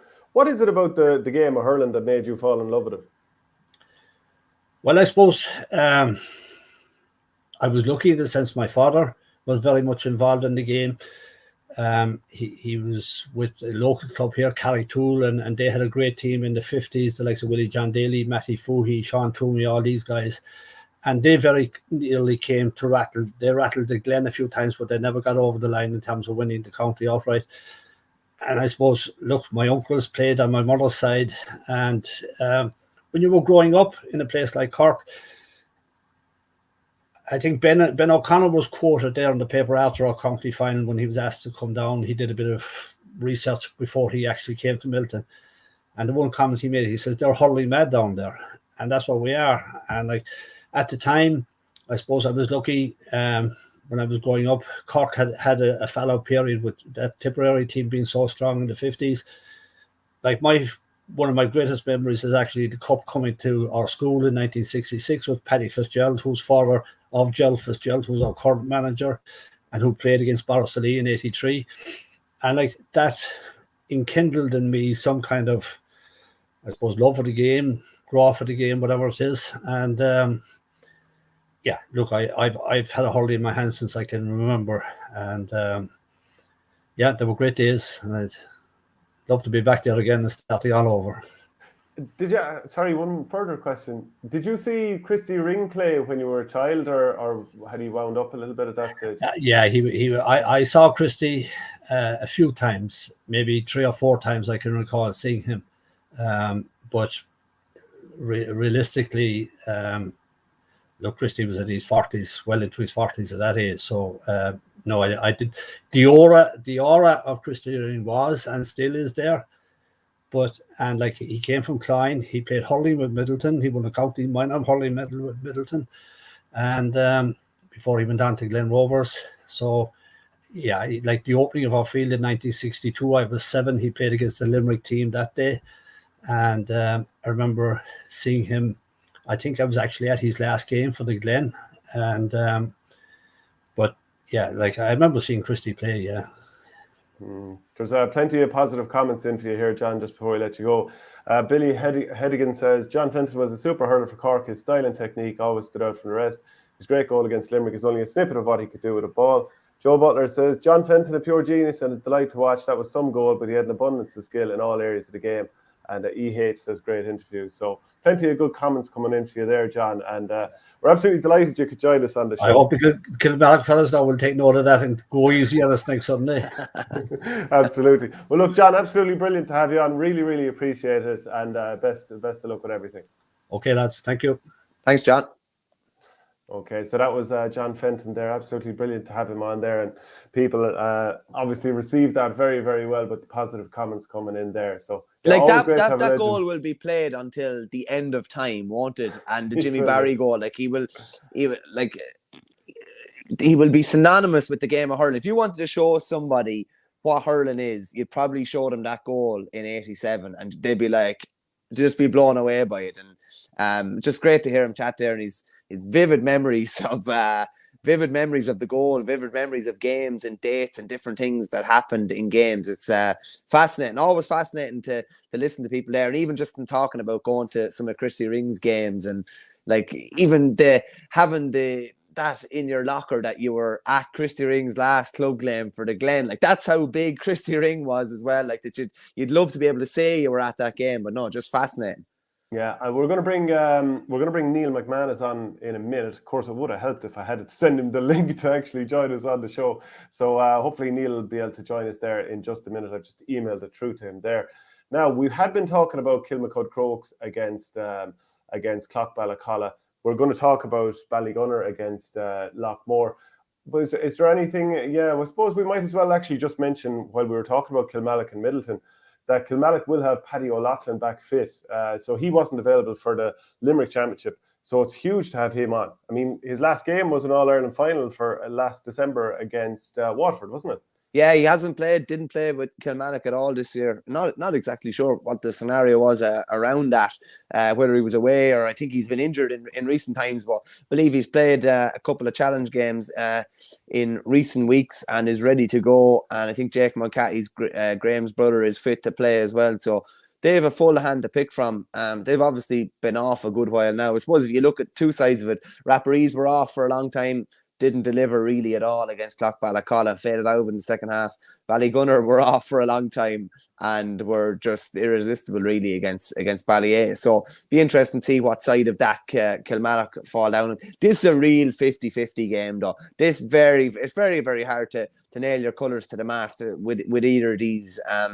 Midleton were brilliant in the county final, and I think both of these will smell a really good opportunity at getting to a Munster final. They are, you'd have to say, on the nicer side of the draw. Anything avoiding Ballygunner is on the nicer side of the draw. So yeah, this could be this probably be the game of the weekend, I'd say, all told, because you really, you'd be brave man to put your hand in your heart and put money in your pocket and say X or Y is going to win this game.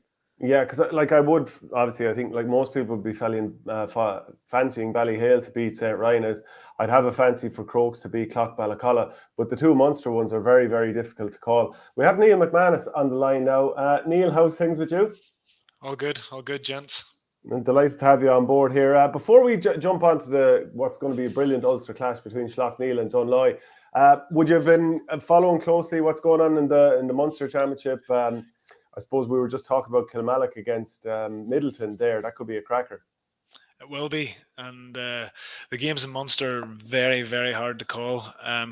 Kilmallock have been there before. Obviously, Limerick Hurling is on the crest of a wave, has been for a couple or 3 years. And we haven't seen really a huge amount of success outside of the Pearses, who we unfortunately fell to. But I think Kilmallock seem to have really come to the fore in the last couple of years, and they've got a nice bit of experience in their side as well. So I think Kilmallock might come through that one.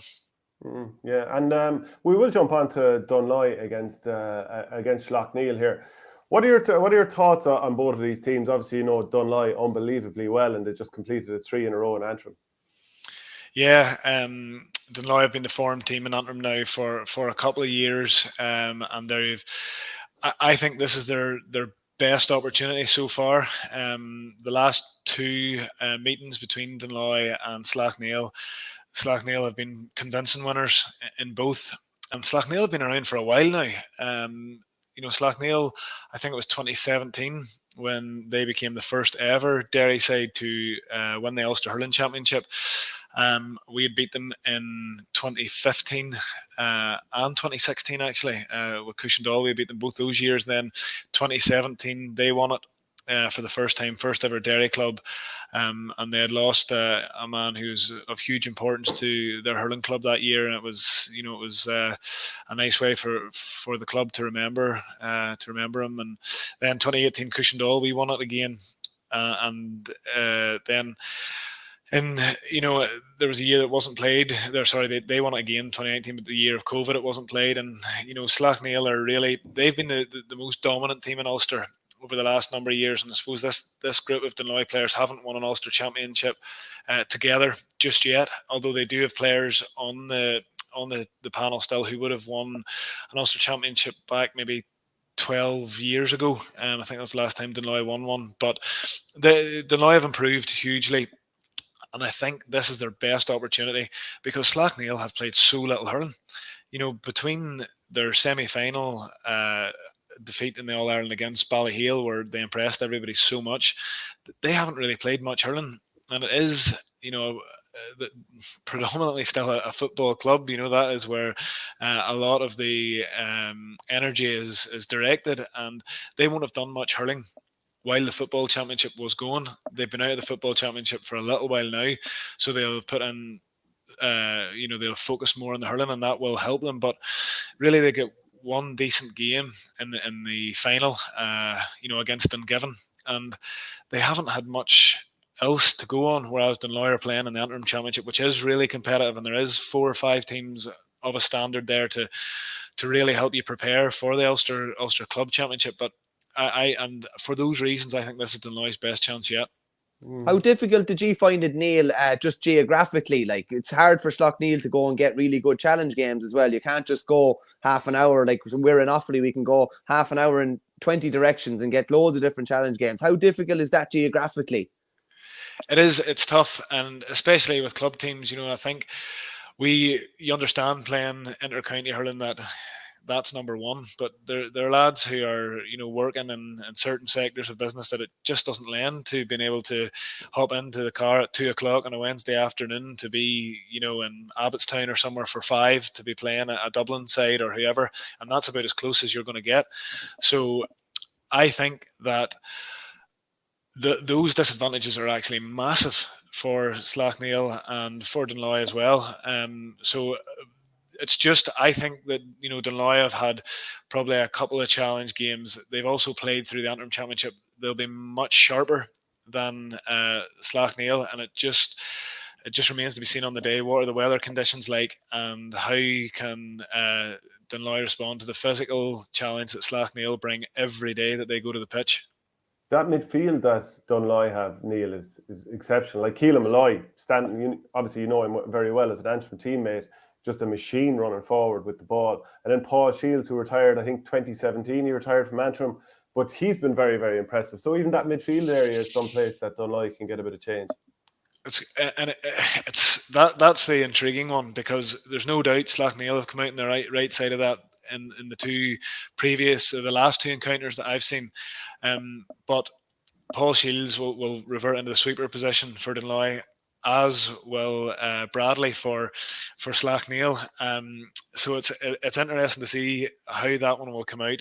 We have, Kilmallock has improved immensely over the last couple of seasons, and he loves to get forward. And on the other side of things, so does Chrissy McKaig. He pushed up on Paul Shields in the last encounter and got success out of that. So, I think everybody's really looking forward to Sunday to see how that duel comes down, because, 4 great hurlers going at it in the middle of the field there. And that will play a big part, but also, the younger Dunloy forwards, the likes of Sean Elliott, who is maybe only 22 years of age. We haven't seen an awful lot of him at inter-county just yet, but we did see a little bit last year. And I think he could be, a real plus for Dunloy that they haven't had over the last couple of years. Who would you be worried about? Like, if you're Dunloy looking at Slaughtneil, obviously we played him in an All-Ireland semi-final. Who are you looking at and thinking we need to stop this guy? Like Brendan Rodgers, Shane McGuigan? Brendan Rodgers, he is just a colossus. The power that he has, you only have to watch Derry playing football to see the way he comes out with a ball. He's one of the best athletes in Ulster. And then his hurling, I don't know how, because he plays so little hurling, how is his hurling so good? You look at the goal he scored against Ballyhill Shamrocks, the way he took that ball, and some of the scores he got out in that right wing that day were, they were a joy to witness. And he was very impressive. I was at the Derry final, and he was really impressive. Now, it did look, Dungiven did put it up to Slaughtneil, but it looked like, if they really need to step it up again, Slaughtneil had another gear, and on a couple of occasions, they just went long with a puck out whenever they were under the cosh a little bit. Brendan Rodgers got them a couple of points, he won them a couple of frees, and it just settled things again, and he's their main threat going forward. There's no two ways about it. Michael? Neil, you mightn't like this now, but we were just talking about in Monday's show about how Ulster teams have fared in the All-Ireland series. So outside of Locheil's All-Ireland success in 2012, I think you're the only other team that have won in the All-Ireland series since then, since when you got to the All-Ireland final. Is there any particular reason why you think Ulster teams maybe haven't kicked on, we'll say, in the last, 8 or 9 years at this stage? Gaelic football. To be honest, there of the 9 counties in Ulster, there's only one that's predominantly a hurling county, and that's Antrim. Derry and Down, who are the next 2 strongest hurling counties, are both predominantly football. And like you look at Derry, and Slaughtneil's the perfect example. Brendan Rodgers, Chrissy McKaig, 2 of the standout hurlers in Ulster, they don't play hurling for their county, they play football. And it's not even, I know that those guys are, their graw is probably a little bit more for hurling than it is for football, but where are they going to get to compete at the highest level? Is it football or hurling with their county? And it's football. So they're going to do that because they're ambitious athletes and they want to be playing at the very top level. So that's, but, going through the decades, like Ballycastle in the 80s, 70s and 80s competed in finals. I think they made 2 or 3 finals. O'Donovan Rossa from Belfast made a final, quite possibly in 89. Dunloy were making finals kind of regularly in the late 90s and early noughties. Then you had, Cushendall, we were very competitive in the noughties as well. Lost out a couple of times in semi-finals by a point and extra time and replays. Then Loughgill were very competitive, won in All Ireland, and were still competitive for a few years after that. And then Cushendall, we came again and got to the final in 16. But there's no doubt about it. There's been a drop-off since probably in the last half a dozen years, and Slaughtneil have been the dominant team. But in any of their semi-finals, the closest they came was against Ballyhale, and it did, look that Ballyhale just upped it in the last 5 or 6 minutes to come away and win by 5, maybe 6 points in the end, whatever it was. So there has been a little bit of a drop-off in the last 5 or 6 years, whereas the inter-county standard in those times in Antrim has probably increased ever so slightly. So I'm not sure what you can put it down to other than Ulster hurling is dominated by Ulster Gaelic football. Basically, what you're saying to me is, if it was up to you, you'd take a knife or something to every O'Neill's, every size 5 O'Neill's up around there, and you'd have hurls in everybody's hands. Well, we're very lucky in Antrim, because in the Glens of Antrim there's the sole focus on hurling, and also in Antrim I don't think there's anybody on the Antrim football panel who we would want on the who we'd be looking for and make a measurable difference to the Antrim hurling panel. There are a few guys who maybe aren't in there who would make a difference, but they're not there because of football. And Derry and Down probably can't say that. So I was looking at an interview in the Irish News. Brendan Rodgers was speaking. He said there's this perception, I don't know where it came from, but for a long time now we've been an old team. Perhaps people have maybe equated being on the road for a long time with being an old team, where if you looked at the average age of our team, it's not old at all. With the hurlers, there's maybe 2 or 3 guys who started in the county final over 30. I'm 27, he says. A few people thought I was over 32 because this would be my 9th year on the bounce. Do you think any of that makes a difference? Like, if you've been on the bounce 10, 12 years, playing long seasons, I mean, even think about their football. I think they lost comfortably enough to the Glen in the Derry county final. So that would probably even add to it. You're like, they must be coming to the end now because they weren't just beaten, they were beaten well in the county final. What are your thoughts on all of that, Neil? No, well, I think it was a county semi-final in football. Yeah. They were beat by Glen. Now, Glen are a colossal team who had won huge underage success the whole way up. And I watched their Ulster quarter-final, I think it was, there at the weekend.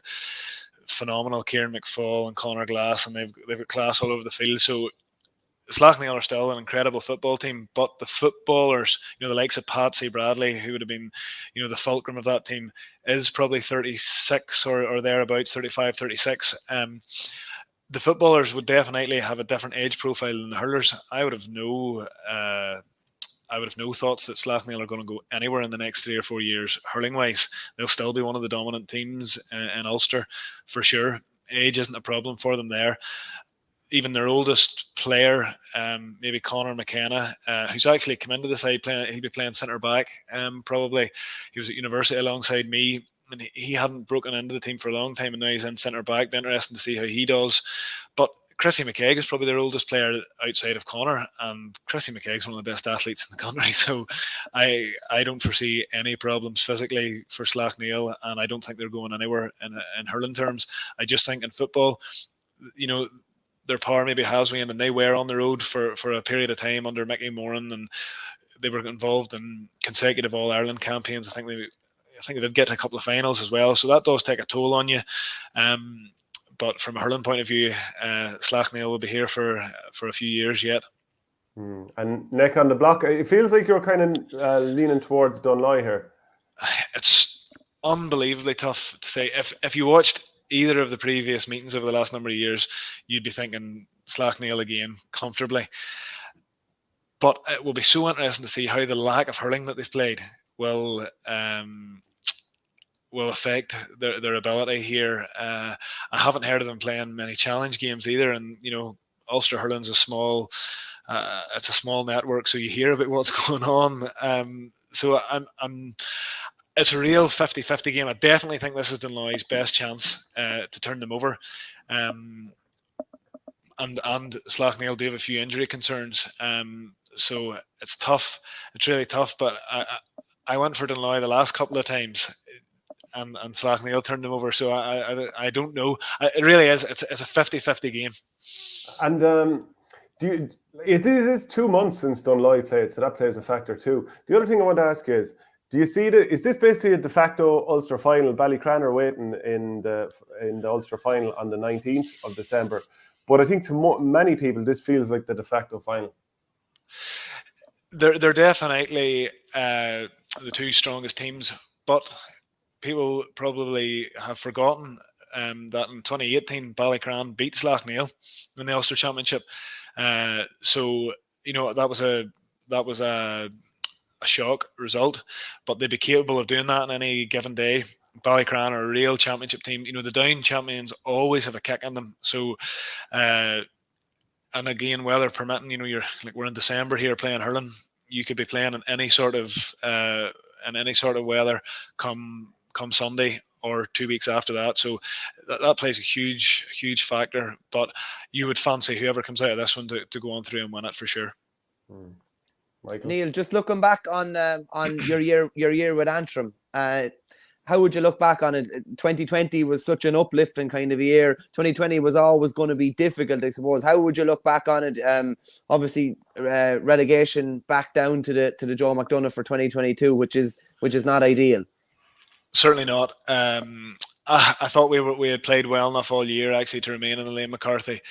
We had good results in the league, beating Clare in Corrigan Park, drawn with Wexford in Corrigan Park, been really competitive in Nolan Park against Kilkenny, beating Laois obviously in the league in Corrigan Park as well. Look, those games give us huge confidence. Then we got absolutely torn asunder by Dublin, and it shook us, and we didn't really come back from it. But we made really silly and simple mistakes against Laois to lose our Liam McCarthy status. But then Laois are a good side, and we've seen it. They went on, they played Waterford. There was, I think, 67 minutes on the clock, and they were level with Waterford.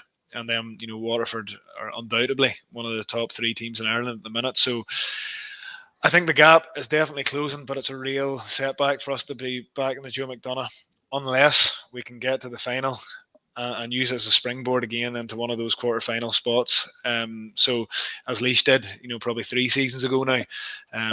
But look, there's a great challenge ahead there, and we'll see. We're very happy to still be in Division 1 of the Alliance League, and then we'll see how we get on in the Joe McDonagh. Can I just ask you, Neil, just about just something I was saying to Shane before we started? Do you think Kildare are another example? Kildare won Christy Ring in 2020 and were in a really competitive group in the McDonagh and ended up getting relegated back. So they're back in Christy Ring for 2022, which I don't know if that's, serves developing hurling in Kildare very well. And I would say something similar for Antrim. Do you think potentially that there should be maybe a year's grace there for a team coming up into a competition? Would that ultimately help hurling development more if there was something like that in place? Of course, because you take it for our first year back in the Liam McCarthy, which was 2021 with Antrim for a number of years, we got 140 minutes of hurling. That was it, and you're back down again. And there is such a reluctance to even try anything because everything's on the line. So if Antrim had been secured a second season, we could have thrown caution to the wind, and it maybe wouldn't have seemed like just so much hinged on, first of all, that Dublin match, and then everything on the Laois game. And even as management teams, that would be a huge grace to allow them and to afford them to maybe try out a player that they maybe think is a few months away yet, but lo and behold, they could be the key you've been looking for, the Desi Hutchinson of Waterford or whatever, whenever he came back in and made such a difference. Those players are there, and but we're always in a state of fear almost. If we make a mistake here, we're going back down, and it's not really an environment conducive to development for one of those counties who are trying to turn themselves into a stable Division 1 team. Yeah, because it feels like I was at Parnell Park for that game you had against Laois when you did suffer the relegation, And it just felt like he never got out of the blocks. I know you made a big burst. I think early in the second half, he probably got 2 goals in a row. Jeez, it's quite a while ago now to be trying to remember off the top of the head. But it did feel like he just never fully got going then that day. And did Laois even go down a couple of men, or there was a couple of red cards even, and just didn't quite happen for you? I think there was a red card and a black card type affair. Okay, I remember the red card. I don't remember the black card, but when you're playing, you don't always collate all the facts. But yeah, early in the second half of that game was the only period. It was actually the injection of Owen O'Neill from Dunloy, better known as Sammy, and you'll see him with a red helmet with number 10 this back on Sunday. He came on and burst through twice and scored 2 great goals. And it felt like the only 2 tackles that we nearly broke all day. And Antrim are so much better than what they showed that day, but it was one of the nerviest games you'll ever watch because both teams knew exactly what was at stake. Lo and behold, a week later, the very same Laois team, and Antrim and Laois, both of us, neither of us set the world alight in Parnell Park that day, but a week later, Laois played some incredible hurling against Waterford and really had them worried coming down the stretch. And I'll always remember, being out cycling the morning of that match, coming home to watch it in GAA Go. But one of the Munster qualifiers, or was one of the Munster Championship games, or one of the other qualifier games between 2 of the big Munster teams. It was possibly Clare and someone. Cork, I think, yeah. Clare, was it Clare and Cork? It was on at the same time. And you're thinking, what an opportunity for the GA to showcase an emerging county such as Laois, and they didn't take it. And I remember being annoyed about that, I think, selfishly, because if it had been Antrim, you'd have heard about it, I have a question in here from Joe Butler. This is a crucial one. Neil, is it a hurler or a hurley at Antrim? Just think very carefully here now before you answer. Bernie, you'll fall out with me here, but it's a hurl, that's for sure. Oh, it's a hurl. No, that's okay. No, that's fine. I'm happy with that. I'm more than happy with that. Saint's not happy, but I'm delighted. Just the tip lads, is it? Yeah, pretty much. Yeah. Come here, what has it been like? How much are you looking forward to 2022? And obviously, Darren Gleeson, does it feel like you're moving forward with Antrim? So, there's a very young age profile, but that's the case kind of across the board in inter-county hurling now because of the demands that are in it. I'm a good bit older than any of the other lads now. But I absolutely love it, obviously. And, I think there's been a little bit of prestige put back into Antrim. People want to get onto the Antrim hurling panel. There are young lads joining, the panel now, and they're appreciative of their spot on the panel, and they know that it's an honour to be there, and that's a good environment to be in when it's like that. So, and while it is, I certainly want to be involved in it, and I look forward to 2022 an awful lot. Absolutely. Michael, do you want to ask him, Neil, anything else? No, just on that, Neil, are you still feeling as fresh for inter-county as you were? You think you started off in 2007, which is quite some time ago, and just even thinking about that, you're probably one of the longest serving inter-county players left, I'd say, at this stage. Have you still the same hunger in Crawford as you did starting out back then? So whenever we're running around a field, maybe not, but whenever the ball's flying, absolutely. I don't know that I ever enjoy that running around a field, but no, you know yourselves, boys, both have being involved. There's nothing better than being out in the pitch, and I have the opportunity to do this now. I won't have for very much longer, but if you're given the opportunity to play inter-county hurling and you pick, sitting on the sofa watching Netflix as the other alternative, I think your head needs looked at. Okay, well, look, best of luck next year, Neil. Really appreciate you joining us, and as I said, best of luck with Antrim and Cushendall going forward. Okay, thanks, man. All the best. Cheers, Nate. Great to have Neil there. Great insight as ever. And we're all looking forward to that Ulster semi-final that's going to go ahead this weekend. Commenting from Traumspieler, Supermac, a savage hurler and an absolute beast in fantasy hurling. I'd much rather see the likes of Neil win an All-Star than the All-Ireland champions racking up awards for merely starting on the team. Ouch, that one's got claws. ML89, all that, and yet Ulster teams have as many Club All-Irelands in the last decade as Munster. Obviously, we're talking about the recent poor record of Ulster clubs. And the 2000s wasn't much better, with only one Club All-Ireland in that decade, two for Munster. So he's throwing it into us, but that was more down to the dominance of the likes of yourselves and Portumna and Athenry and so on. Yeah, what can I say? Yeah, in fairness. It's funny though, when we were chatting to John Fenton, I actually couldn't believe that Cork teams had won, like, I think it was eight All-Ireland club titles in a row. Like, it's phenomenal. It's just an absolute monopoly at that time. Yeah, it was a bit sickening, yeah. And it was only natural that during that time they were going to be very strong, and obviously going into the 80s, they were going to be very strong as well, yeah. Yeah, keep the comments flying in here. We're going to have Jason Byrne of the Irish Sun on shortly to preview the football championship that's coming this weekend. Mountbellew-Moylough against Padraig Pearses. But Ballygunner against Loughmore, this is a game I'm really, really looking forward to. I know you are too, and I'm sure our viewers are. But I'm going to come to the matchups in a minute, and people, again, get your comments in on those. But Loughmore last played in the Munster Club Hurling Championship. Obviously, they played last week and lost to Ennis in the football. But they last played on the 27th of October 2013, losing 2-18 to 3-17 to the Pearses. And obviously that was a stage when the Pearses hadn't fully established themselves as being such a strong team. Ballygunner didn't get into the Munster that season because they lost to Passage in the 2013 Munster final, Waterford final. But since Loughmore were last in it, every season since, Ballygunner have been there. So it just kind of tells you there's a fair difference in terms of provincial experience. Yeah, Ballygunner haven't lost. Ballygunner lost the championship game since Passage beat them in the 13 county final. Not in Waterford. Yeah, like, that's outrageous. Like, it just, what an absolutely crazy run to go on. And I'm sure the Loughmore lads were looking on in envy at the likes of Ballygunner and others playing all these classic games in Munster in the last good while. It's a fascinating game coming into the weekend. Loughmore, again, were busy yet again last weekend. And for somebody who's trying to make the case maybe that they, are going to underperform this weekend again, they went to extra time yet again last weekend, probably were tiring in extra time when Aero Guinness got those 2 goals. But, like, I think Loughmore only love having those obstacles put in their way, and people saying there's no way that they can keep going again. There's absolutely no way. They've already produced a fairy tale with hurling and football titles in Tipperary this year, within a week of each other. And I genuinely think they'll think that they can do it again. And the odds are against them. And Ballygunner are, like, clear second favourites for the All-Ireland at this stage. But Loughmore definitely won't be fearing them anyway. The only thing is that they cannot afford to get off to that slow start.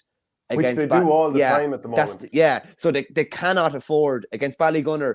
Like, they're just going to have to be neck and neck with them. If Ballygunner can get 5 points up on you, they'll get 10 points up on you, and they'll keep the foot down and they will not let it off. So, like, if there's one thing I think that they're really going to have to go after is just not necessarily a quick start, but an even start, just to keep themselves in it. Because Ballygunner, I think, will stomp all over them if they get ahead of them early. Like, if we're being honest, Ballygunner's 320-2-6 win over Ballyea was actually flattering to the Clare team, really. Yeah. I mean, they were just that dominant. Tony Kelly's obviously worth a nice few points, and would have bridged that gap somewhat, but not 17 points. But if you took John McGrath out of this team, the way he's been playing for Loughmore recently, I think it was 6 weeks in a row between both codes, he was man of the match. And then obviously he's just decisive in most games. If you took him out of this team, you'd be thinking probably Ballygunner by 7, 8, 10 points here. So it just does tell you at club level how key a guy like that can be, and also the free taker into the mix also. The thing about it is, though, Shane, if you took any one of the Ballygunner lads out, I don't think it would make half as much difference, if you know what I mean. This is the whole point, because so much of what Loughmore do is down to him. Now, there are other guys who've been absolutely brilliant. John Maher at centre-back, he got the county final man of the match in the replay, certainly. Kieran Connolly's been brilliant at midfield. Liam McGrath's form is tipping up the whole time he was away in Australia last year. Noel McGrath, I feel like there's a little bit more to come from Noel McGrath. He's contributing, but I'm looking for a 2019 All-Ireland final performance against Kilkenny if Loughmore are going to win this game. So much of it does hinge on John McGrath, but also the likes of Ed Connolly's going to have to, make those scores or assists stick if he gets the ball. I'm thinking maybe Liam Tracy might have to do a man-marking job on Philip Mahoney, because you can't have Philip Mahoney take over the game. Like, this is a Ballygunner team where Padraig Mahoney only scored his first point from play late on against Ballyea. Peter Hogan, who we rate so highly, didn't score from play at all, and he was playing the forward line from what I could see. And neither did Desi Hutchinson. So it just kind of tells you, and it feeds into that point, 320 without some of their main men contributing on the scoreline. Yeah, it's serious. It's kind of like, I think Ballygunner at the moment are are a bit like Limerick in the at club level, and particularly in the way they play as well. It's not any one person. It's systematic. You can't, like, stopping one person will help. Stopping Desi Hutchison will help, but it won't go about getting to the root of the way they play. And I think they're an unbelievably well-oiled club team that would compete, pretty well at county level, just because of how they set up and how, it's just very, very systematic, very organised, very controlled. And they just, all of a sudden, like, they can just pick up scores from anywhere. There's no one person has to stand out. Padraig McManus hadn't scored from play until the very, very latter stages of that Ballyea game. Desi Hutchison didn't score from play out of 320, and they're still absolutely rocking up, a huge score. I'd be surprised if Barry Coughlin's not sent around to follow John McGrath wherever he goes. Even out the field? Yeah, potentially out the field Well, as well. Couldn't you send Ian Kenny but then again, I suppose the extra height of Barry Coughlin against John McGrath in the air, so yeah, fair point. Yeah, Barry Coughlin's so kind of legs and arms and everything in around him as well. I think he'd do a good spoiling effort on him, no matter where he goes. But, like, if Coughlin breaks even in that sort of a duel, if it does materialise, there's only one winner in my view. Yeah, and I mean, to be fair, Ballygunner have won so many county titles, but they're just not delivering. They won the 2018 county or Munster title, but other than that, it's a long, long time since they've won Munster. So, I think your gut would almost say Ballygunner to win this game, but I don't know, like, look at how road tested this Loughmore team is. It's a 19th week in a row, whereas you have to go back a couple of months. Sure, it was good weather when Ballygunner were battering Rowan-Moore in the county final. It wasn't the game at all. I mean, I'd say an in-house training match would have been more competitive. I'm not trying to insult Rowan-Moore. I'm just saying that's the way that game went. They had a tough semi-final against Mount Sion. We know they played Rapparees and beat them from pillar to post in a challenge match. Like, Loughmore are seriously road tested. And it's not like they don't have class. I mean, they have John Maher, they have Brian McGrath, they have Kieran Connolly, they have the McGraths. I mean, most of their team is called McGrath, but you know what I mean? Yeah. I'm going to make a prediction here, Shane, that I think John Maher is a fine hurler, that he won't be allowed to be in possession of the ball more than 10 times throughout the course of the game, because they will not put ball down there, and the way they play will be all through the lines, and they won't be lording ball down on top of their half back line, and they'll be trying to put them on the back foot. Interesting to see EH there. He's putting his neck on the block there. This Ballygunner run has come to an end. My gut says Loughmore-Castleiney will win. Part of me thinks that I'm a fool for even going against Loughmore, but I just think Ballygunner are on a different level at the moment. I have to say, James S. And this is the height of a compliment, and it should be taken as such. James S. says Coughlin filled to in the best sense of the word. That's the ultimate compliment in my view, and I hope if Barry, if he's listening, would take it the same way. Sean O'Sullivan says Barry Coughlin and I shared a gym in Dublin a few years ago. That is a serious claim to fame. I told him I was playing junior rugby. He said he wasn't brave enough. Made me laugh. You wouldn't find me taking a sliotar to the chest. Yeah, he's a serious player. I think this is the big trouble for Loughmore here. The temptation would be to drop back a little bit because you don't want to leave that space in front of Desi Hutchinson and the likes of Billy O'Keefe, who's starting to score. And there's, obviously you've got the world of Mahoney's there that are playing very well in the team too. But if you drop back too much like Ballyea did, then Ballygunner can just move the ball around at their ease around their own 65 in midfield, walk it up through you. Conor Sheehan and Paddy Levy are happy to hand the ball onto people and get it to the right place so it can be delivered, which feeds into your point about John Maher not being able to sweep the way he did in the Tipperary finals, where it was just the ball was sent into the clouds by both teams time and time again. He's not going to be allowed to do that. So some features I expect to see in the game. I think Loughmore will probably have one, maybe two lads up front. So one in the 14, one maybe slightly in front of that. Kind of crowd the middle area to some degree. Maybe have someone like Liam Tracy go in on Philip Mahoney. Maybe have John McGrath out the field a little bit too, and Noel McGrath as well. But I think Noel McGrath will go inside at times as well. Willie Everston probably to pick up Desi Hutchinson there. So the big thing for Loughmore, if they're going to win this game, is that they don't allow Ballygunner to walk the ball around the place and just completely take control of the game. So that would obviously be, I think it would be curtains for Loughmore if they try to do that. Cuivino Horgan says, thoughts on the Galway County Board requesting to the GA that the Senior and Inter-County Championships should not be capped to 16 for 2023. We'll get to that hopefully before the end of the show. We're going to bring in Jason Byrne of the Irish Sun now, because we're going to talk a little bit of Gaelic football.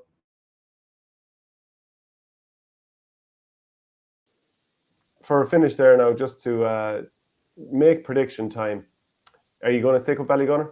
Yeah, I think it'd be a Kilmallock Ballygunner Munster final.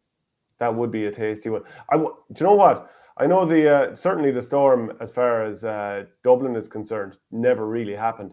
I wonder if the weather equalise things if it's a particularly dirty day down in Fraher Field, and then we were down at Bursley against Ballygunner. Could be a case of long puck out straight on top of Philip Mahoney's head. Everyone converge. I think it's a tactic that definitely they'll be looking at in Loughmore. Yeah, I think it's going to have to be that sort of a dirty game. Loughmore can play in any conditions they like, but I think it's a matter of bringing Ballygunner down a peg a small bit, and maybe bringing conditions into, and playing a game on terms that they don't necessarily want to play them under. Yeah, absolutely. So look, I kind of jumped from Billy to Jack on this Loughmore Ballygunner thing. As we get closer, I still feel Ballygunner. They just have so many fires that you have to put out, but I think it'll be a puck of a ball. So best of luck to both teams there. We're joined now by Jason Byrne of the Irish Sun. Jason, how are things with you? Lads, I'm good. How are you keeping? Not too bad. You sound like you're down the bottom of the well there at the moment, but it's Timmy O'Toole. He's down the bottom of the well. Yeah. Is that better? Flick off the headphones, I'd say, Jason. We'll just go okay, if you want. But just as he's doing that there. Mountbellew-Moylough versus Padraig Pearses. Now, this game was put back because of, I think it was COVID issues, Michael. So, that you're not entirely sure. Some players recover very quickly after it, others not. So it leaves it a little bit uncertain. Yeah, there's a lot of uncertainty in the air here. I think Liam Kearns was saying the other day when we had him on the Monday show, he's obviously over Clonagale in Roscommon and would know the Pearses very well. It's 5 weeks since their last game. So Mountbellew-Moylough obviously had a bit of a scare when they went up to Ballinamore and got through that. And I'd say we're very happy just to get through that after winning a first county final in a long time. So it's good. There's a lot of interesting aspects to it. You'd hope that the Pearses are well over. Like Andrew's after killing me there. I was actually going to say that we're sending our love down the well, and then the chorus comes in. It's like all the way down. I wonder which one of you two would be better with the shovel. That's my question. But this is going to be. It's a very interesting game, and they're obviously they're very close together geographically as well. Also, so there's going to be plenty on the line in it anyway. Yeah, Jason, what are your thoughts on this game? Like, Mountbellew were unbelievably impressive in that county final that we saw against Corofin. They didn't just win, they won it well. Yeah, that's the thing. Like, they were just a team that they've been playing with so much hurt in the last few years. Like, Corofin just absolutely tortured them in that Galway Football Championship, and it was a long time coming. First one since '86. And that game against Ballinamore actually was their first ever victory in a Connacht Club Championship football game, I believe, as well. So, just so impressive. Like, Val Daly needs no introduction, and he's the two sons in the team as well, two brilliant players. Barry McHugh up front. That had just been building for so long, and they just kept knocking on the door, even when Corofin were just so relentless, going on, winning 3 All-Irelands in a row. They just kept coming back, and it was great to see them get over the line. But that Corofin team will be back too. Like, they'll. I was talking to Gizzy McGrath a week or two ago for a piece, and they'll have a new manager coming in, and the conveyor belt there will keep on rolling. But it's all about Mountbellew-Moylough's journey in Connacht now. And, this is going to be a massive game. As we're talking about the delay and everything else there. But it's going to be an absolute cracker. Both squads have had their COVID problems, I believe, as well. So, it's a massive one in the Hyde. And just looking ahead to January, like, Knockmore have the leisure of sitting there waiting for whoever comes through. And they have a home game in Ballina on the 9th of January for whoever comes through as well. So it's going to be the climax to this Connacht campaign is going to be massive. Yeah. How good do you think Padraig Pearses are to beat Clonagale 2-8 to 11 points in their county final? It's 2 titles in 3 years, and the likes of I think everyone is aware of the Dailies and the likes of Hubert Darcy from the county team. Yeah, exactly. And like both clubs are kind of similar in terms of they've been knocking on the door for so long, and they've had their own heartbreak. Like, that was only Pearse's second ever county title, and they've just been completely standing in the shadow of Clonmacud and St. Bridget's down through the years, and Roscommon, and lost so many finals down through the years as well. But like Pat Flanagan's no mug. He's had so much experience. He'd have been delighted just to get over that line in Roscommon too. And they're coming in kind of fresh to this one too. They've had a long break, as you said when you were chatting to Liam Cairns. Like they've David Murray and the Dailies as well. They've a lot of talent through that team. But I just think if you look at both squads on paper, Mountbellew-Moylough are probably favourites to me, and I wouldn't be surprised if they went on and kept the Connacht Cup in Galway too, and went on to an All-Ireland semi-final at least. Shane, from a Pearses point of view as well, I suppose the benefit for them is like they're not first-time champions. It's only the second one they've won, I think, since Flanagan came in anyway. So, but they're not first-time champions. They've had that bit of experience playing in the Connacht Championship. So you'd imagine that'll stand to them as well. Yeah, absolutely. They look a really, really impressive team. And I spoke to Owen Finnerty, who scored that goal in the county final there recently, and he was talking about just having everyone on the field at one time. He talked about cruciate injuries for different players, knee injuries and so on. And Jace, just looking at the physical shape of Mountbellew-Moylough, they just look to me a team that, it's not a case of catching Corofin on the hop. They had to get themselves up to a serious level. So I'm instantly thinking, is this one of these teams who can kick on and, that they haven't already kind of satisfied their ambitions for the year? Absolutely, Shane. Like that, they've been knocking on that Galway door for so long. This isn't a team that's just come out of nowhere, shall we say? Like, they've, as I said, they've been tortured by Corofin. They've taken them to replays. They tried the defensive approach, that didn't work. They opened up a bit more this year. This has been a project that's been seriously worked on for so long. Over the course of at least the last 4 or 5 years, at least. And they've come through. They've overtaken the likes of Salton, Knocknacarra, Chim Stars as kind of the big challengers to Corofin, and they have been the main contenders to take them off the perch, and they got over that line, and they're definitely looking ahead now. I even seen quotes from Val after they won the county final saying, we're not going to do the dog in the celebrations here, even though it's been 35 years. Like we have a Connacht campaign to look forward to now. They'd never won a match in the province.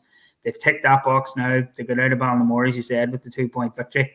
And it's all about this weekend now at the Hyde. So, they're very exciting prospects for me. They're among the favourites now to go all the way for the All-Ireland even in some of the bookies, which is quite a stat. Something they'll have to ignore in the camp, obviously. But that's the standards that they've set for themselves. And, they probably rose their standards as well to try and get Corofin off that perch. And it'll stand well to them now for sure. I think you're right on that. We have the unenviable task of trying to pick a club football power rankings. God knows we've pulled our hair out with the hurling ones already. But Jason, do you want to sort of lead us out on this? Again, the unenviable task. Like as Fenton O'Toole said last week when we were talking about this sort of stuff, a huge amount of the heavy hitters are already gone. Yeah, that's the thing. Like, you scroll through. There's a lot of big dogs gone. Like you've Corofin gone, Crossmaglen, Coal Island would have fancied their chances even coming out of Tyrone. Like there's so many heavy hitters gone from their counties alone. Like you'd Vincent's Ballymun going out early in Dublin too. Ballyboat and Sedendas. So like if I was to pick an out and out number one, just based on what I've seen at the minute, it would be Kilmacud Crokes. I know Glen have been arguably the fairy tale of the club competitions as a whole around the country. I was very surprised to see that Scottstown were 2-1 to beat them, but the bookie was right again and they came through. And Malik O'Rourke's manager with them, big fancies for All Ireland calls in a lot of corners too. But I just think the way Kilmacud Crokes are playing at the minute and the absolute kick up the arse they got a couple of years ago against Mullinalack, and they've all. It reminded me of Bishop Brennan, actually. Jesus, Bernie, you wouldn't need. I wouldn't need to be asked twice to give you a bit up the behind anyway. But no, I just think if you were to pick a number one for me straight off, it would be Kilmacud, then maybe Glen, then maybe Mountbellew-Moylough. But someone else could come along and say, what about Kilcoo? Brought Corofin extra time last January at Croke Park. Conor Laverty still absolutely lighting it up in the corner forward position too. So you never know what kind of form this will take. And the Christmas break could make or break a few teams as well, considering a lot of all the provincial finals are on in January as opposed to before Christmas. Yeah, and people get your comments in here. I'm just kind of doing a little bit of an overview of who's coming through. So in Munster, Éire beat, they're through there. So we know that they're playing at the moment. Let me just check here. Sorry, I haven't the right page up. But yeah, so Éire are still alive. Newcastle West are still alive. Éire will be against St. Finbarrs of Cork, and Austin Stacks, they'll fancy their chances against Newcastle West. In the Ulster Championship, you've got Derry-Gonley, Clan, Kilcoo, and Kilcoo are up against Watty Graham's. And actually with the bookies, the Glen there, Watty Graham's, they're also the favourites. So Shamrocks are going to be against Naoise, and Port Arlington are against Crokes. I think most people would, even just by dint of it being on in Croke Park from here on out, I think people would be thinking Crokes are going to light the place up. Then in the Connacht Championship, Mountbellew-Moylough against Pearses, the winner playing Loughmore in the county final. So I was even saying on the show on Monday, Jason, I just think the Glen look class. I mean, they've got Kieran McFall, who's lording it there at centre back, Conor Glass. They've got some dangerous forwards in there. Your man Gunning, trying to think of the number 14, can't remember his name off the top of my head. Danny Tallon, and then you've got Malachy O'Rourke as manager. So I'd be putting Glen quite high up this. And like, do you fancy Glen to beat Kilcoo this weekend? Next weekend. It definitely wouldn't surprise me anyway, Shane, because myself and Michael there were coming back from the Galway hurling final on Sunday, and I was saying in the car that I couldn't believe Scottstown were 2-1, and Scottstown completely fell apart when they came up against that challenge, and Glen just pulverized them, and everything just went wrong then from Scottstown from then on, and they're just such a powerful side. And Malachy is such a brilliant manager. We saw what he done with Monaghan, winning 2 Ulster titles. The first one in 2013 was nearly out of nowhere when Donegal were expected to go on and just walk to the 3 in a row. He's a fantastic manager, and he worked wonders when he was in charge of his own Fermanagh too. He'll definitely be back in an inter-county job before not too long. I know a lot of teams were probably in his ear again this winter about coming on board, but he'll be focusing on this journey now with Watty Graham's, and Ulster's calling. It's probably there if they want it, but I would think, with all due respect to Clonairin on the other side and Derry-Gonley, I would think whoever wins that semi-final will definitely fancy their chances of winning the province and going into the last 4 then next year. Well, we might even be able to narrow it down, Michael, just by predicting who we think are going to win each of the provinces. So is it going to, I'm thinking based on what I saw from Mountbellew the last day, I feel like they'll come through that. But I think Knockmore might have their measure in the Connacht final. So I'm going to sort of tentatively say Knockmore to win Connacht. I'm going to say Kilmacud Crokes to win Leinster. I think it's a tough one to call in Munster, and I think the Glen might come through in Ulster, even though it is their first foray. Yeah, the Ulster one is really tricky because Kilcoo could easily be number 1. You could totally justify having Kilcoo at number 1, but then if you think the Glen are going to win, you could totally justify having Kilcoo at 5 or 6. So a lot will, massively. The higher end of our rankings here will massively depend on who wins that semi-final. I think they're whoever we think is going to win that semi-final is probably going to be either 1, 2, or 3, or in around there. I don't think Crokes and Port Arlington is a foregone conclusion. Far from it. And I don't think if they played Naoise, who I think they will in the Leinster final, I don't think that's a foregone conclusion either. But so there's a couple fancying Crokes to win that. To win Leinster. Yeah. Yeah, just about. Yeah, no, I think they'll have 2 very tough games to win Leinster, if I'm honest. I think Croke Park is a help, but I still think they'll have 2 very tough games to win Leinster. Then you have Knockmore are already in the provincial final. They're I'd be happy enough to have them quite high up because they're dodging a load of bullets already. We could put Crokes could easily be beaten, before they could easily be beaten in the next 2 games. It could be gone. Same with Kilcoo, same with the Glen. So I think there's a bit of there's probably a bit of strategy needed, but I think we need to start at the top and think who we're going to put number 1. For me, as they say on Sky Sports, I'd have Kilcoo number 1, but and that's just me taking a strong line on the Kilcoo against Glen, and obviously them been beaten in an All-Ireland club final at the start of 2020. Yeah, I mean, I am kind of, I just see that so much quality and youth and power in that Glen team. I just haven't seen Kilcoo enough lately. What do you think, Jason? I mean, Kilcoo were so impressive against Corofin, even though they lost that All-Ireland. Yeah, and I saw them in the flesh in the Ulster final that year as well, when Niamh Connell, who won Donegal that year, were fancied to win. But like, you know, Kilcoo were behind for large swathes of that game, and Oma too, but they just never know when they're beaten.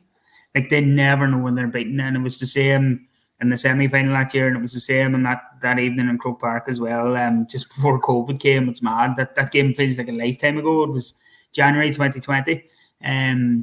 They just never know when they're beaten. And they've so much experience up and down the team, some great young players as well.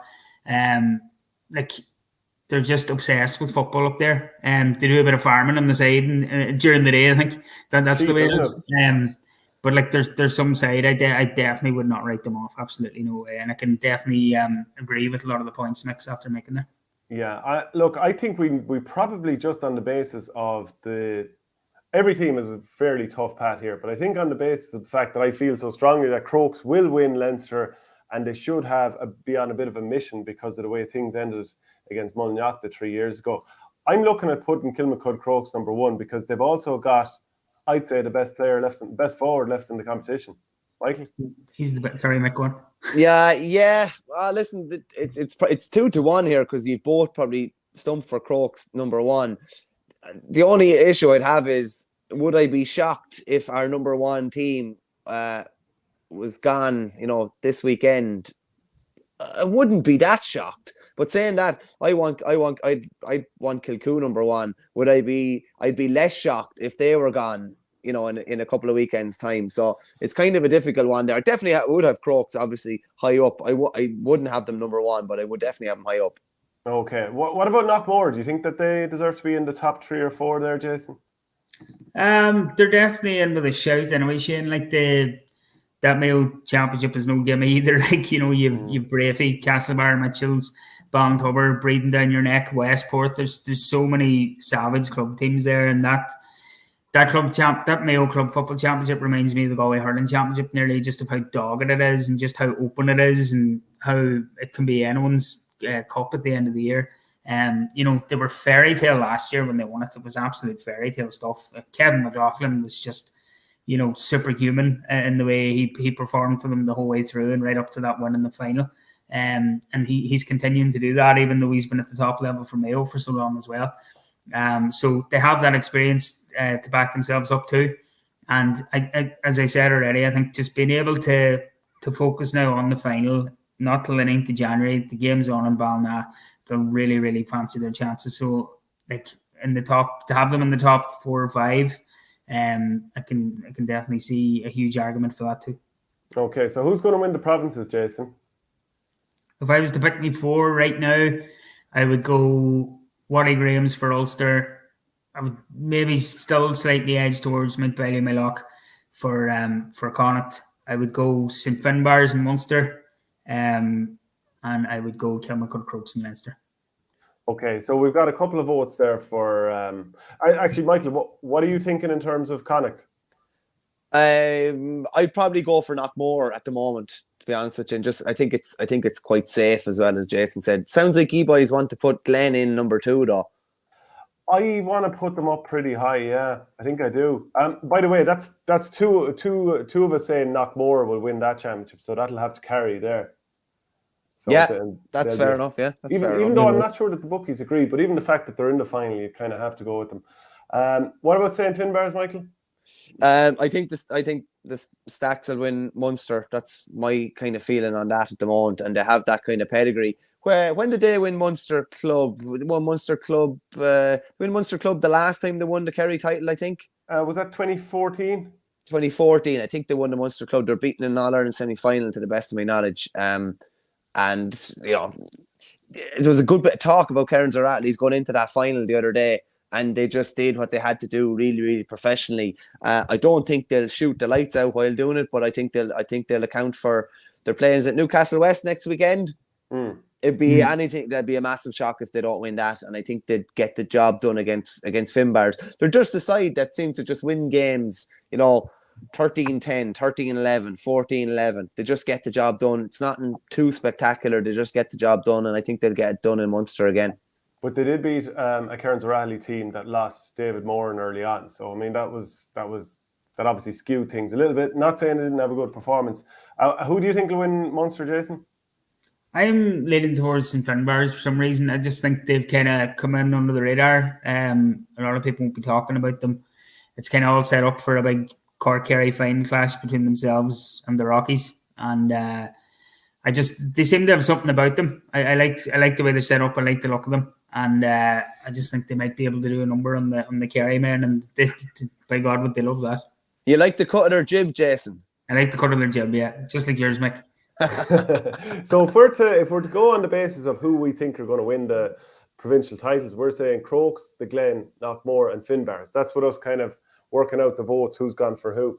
So we're going to have to stick with that, really, because it is a democracy. I'm not happy with this at all. I'm not happy with the number one. I'm not happy with the number two. No, we can change the order of the top four, but we've got Crokes, Glen, Loughmore, and Finbars. I think in that order is correct.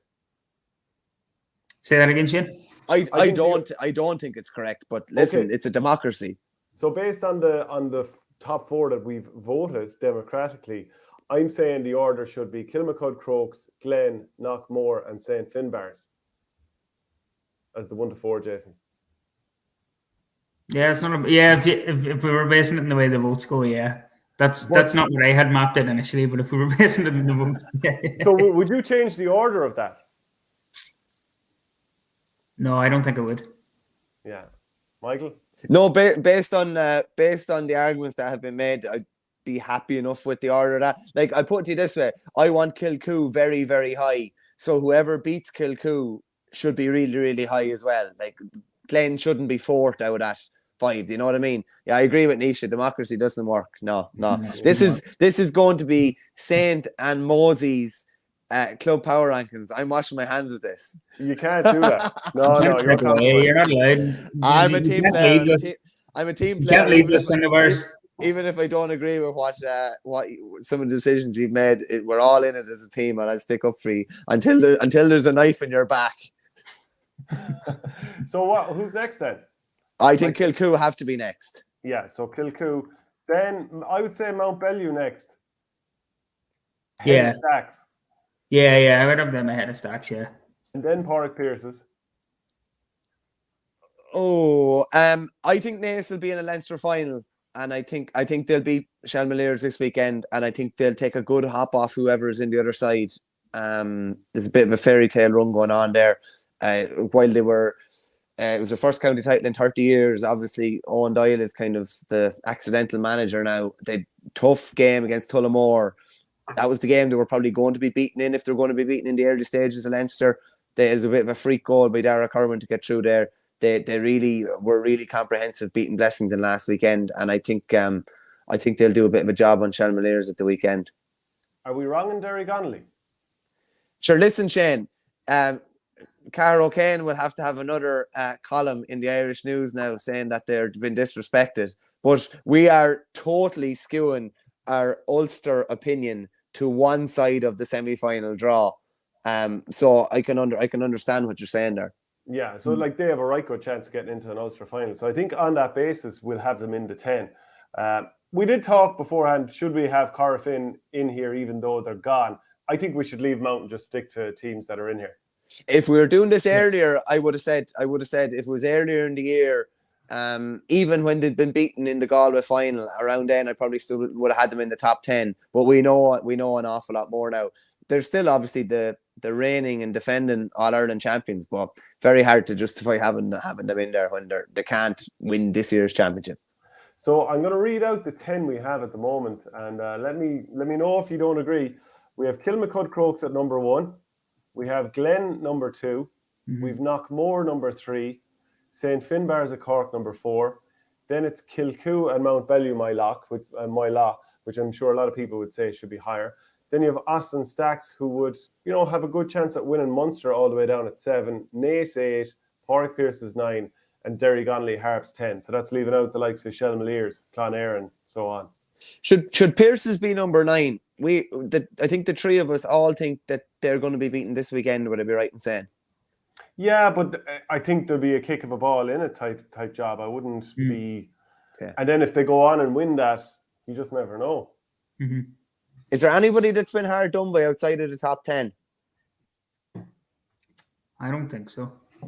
Yeah, there's probably one or two clubs that can make a call here. Like what'll happen with Éire Óg of Clare. I think we all assume that fairy tale will come to an end eventually. Oh, yeah. See, I wouldn't have Finbars as high. I'd have no problem putting Éire Óg Ennis in ahead of Padraig Pearses, both in a provincial semi-final. We all probably think they'll be beaten in a provincial semi-final. But, yeah, I think Pearses are somewhat lucky there now, I have to say. What are you thinking, Jason? Are we going to go with it? Yeah, I would go with it. Yeah, I can see. Sure, boys. Hey, listen, you've just agreed with each other from start to finish here. Did you do a call beforehand where you just said we're going to have these opinions and whatever Verney thinks we're going to go against them? Well, I'm not agreeing with Éire Óg, by the way. That's where I live my life, anyway. Are you going to allow him to throw in Éire Óg? No, I wouldn't have them in there. Sorry, I wouldn't. Okay, so we're sticking with that 10 then, are we? Yeah, team effort. Go team. Okay, I'm gonna bring it up on screen here if I can, if the thing appears for me at all. So this is going to be it. Kilmacud Crokes in at number 1, Glen of Derry number 2, Knockmore of Mayo 3, Cork St. Finbars, Kilcoo of Down, Mountbellew-Moylough of Galway, Austin Stacks, Naoise, Padraig Pearses, and Derry Gonley. So that's a fair selection. Let us know what you think. Are we a mile right? Are we a mile wrong? Who knows? But there's a fair chance we're wrong. I mean, that's usually the case, Michael. There's so many different variations you could have there, but I think we're all agreed on number 1. Yeah, I think. Yeah, well, I don't think he is. I'm definitely not agreed with number 1. I would have had Kilcoo number 1. But I think looking through that list and even how it could change, it kind of exemplifies what we were saying on Monday, Shane, just how open an All-Ireland race is. And it's going to be fascinating. And there's a door half open there for a lot of teams, and they're just going to have to kind of go through it now, and they have a great chance. It could have a very unusual name on the All-Ireland club title. The Tommy Moore is the Hurling Cup. What's the football trophy? The name escapes me. Andy Merrigan. Andy Merrigan. Like, he could have. There's a lot of those names that are there that have never been on it before and never even been close to it. So there's a big opportunity for a lot of teams. Okay. Well, look, brilliant stuff, Jason. Thanks for joining us for the football. There was only one match at a senior level to preview, but obviously the club power rankings were the mess that we expected them to be. So thanks very much, and we'll be chatting to you again soon. We'll have Naoise Waldron in a minute doing Pick the Lock, and I'll just play a clip from the show the other day where Liam Kearns was previewing Mountbellew-Moylough against Padraig Pearses. And Liam, you did mention that you've been over Clonagale. How far do you think Padraig Pearses can go? Like the quality they have. Like we saw Mountbellew-Moylough even on TV winning their county final against Corofin. They were really, really impressive. But do you think Padraig Pearses have a real chance going into in terms of winning the Connacht title? Well, I think they certainly have a chance against Mountbellew-Moylough. I would have fancied Pearses if the game was played 2 weeks ago. Unfortunately for them now, they haven't played in 6 weeks, because the match was postponed because of COVID, and it's on next Sunday. Mountbellew-Moylough now have had 2 games since Pearses played their last game, and they've now had a nice 2 weeks to get over their championship win as well. It took them they haven't won one since 1985 in Galway. The other thing I would say is that Mountbellew-Moylough have put it up to Corofin, the great Corofin team, quite a few times over the last few years. So I think maybe I give the advantage to Mountbellew-Moylough slightly going into it. But Pearses are very well drilled, a very experienced team. They have the 3 dailies. They've got 2 more county players, Hubert Darcy and David Donoghue at cornerback. They've got 5 county players playing on their club team. They won't be easy to beat. They play to a system, and they're very good at it. So again, a bit like Stacks yesterday. They know they're well coached. They know what they're about. And I'd expect that if Mountbellew are going to beat them, they're going to have to earn it. So to answer your question, I think I go 60-40 with Mountbellew-Moylough, but it wouldn't surprise me at all if Pearses made it even closer than that. If you enjoyed this piece of content, please follow us on YouTube by hitting the subscribe button. No need for that promo. But anyway, as I am saying, there's Naoise Waldron. Please do follow the channel on YouTube if you're watching there, or whatever social channel. You can get the audio podcast on patreon.com/OurGame, $5 a month. And obviously this show is brought to you by Microsport. Use the promo code OurGame and you'll get 10% off any of their online products on the website. So you can follow the link underneath the video. Naoise Waldron, we're here for Pick the Lock. How's she cutting? How are you lads? Pick the Lock, week 6, yeah. Last week, just quick over last week. So obviously, there I am. Look at that. Some yoke. Last week, sorry, my winning streak came to an end after 3 in a row. I picked Ballyhale Shamrocks. I wanted to hang some onions, but obviously that came back and yeah, you went with Ballyhale -7.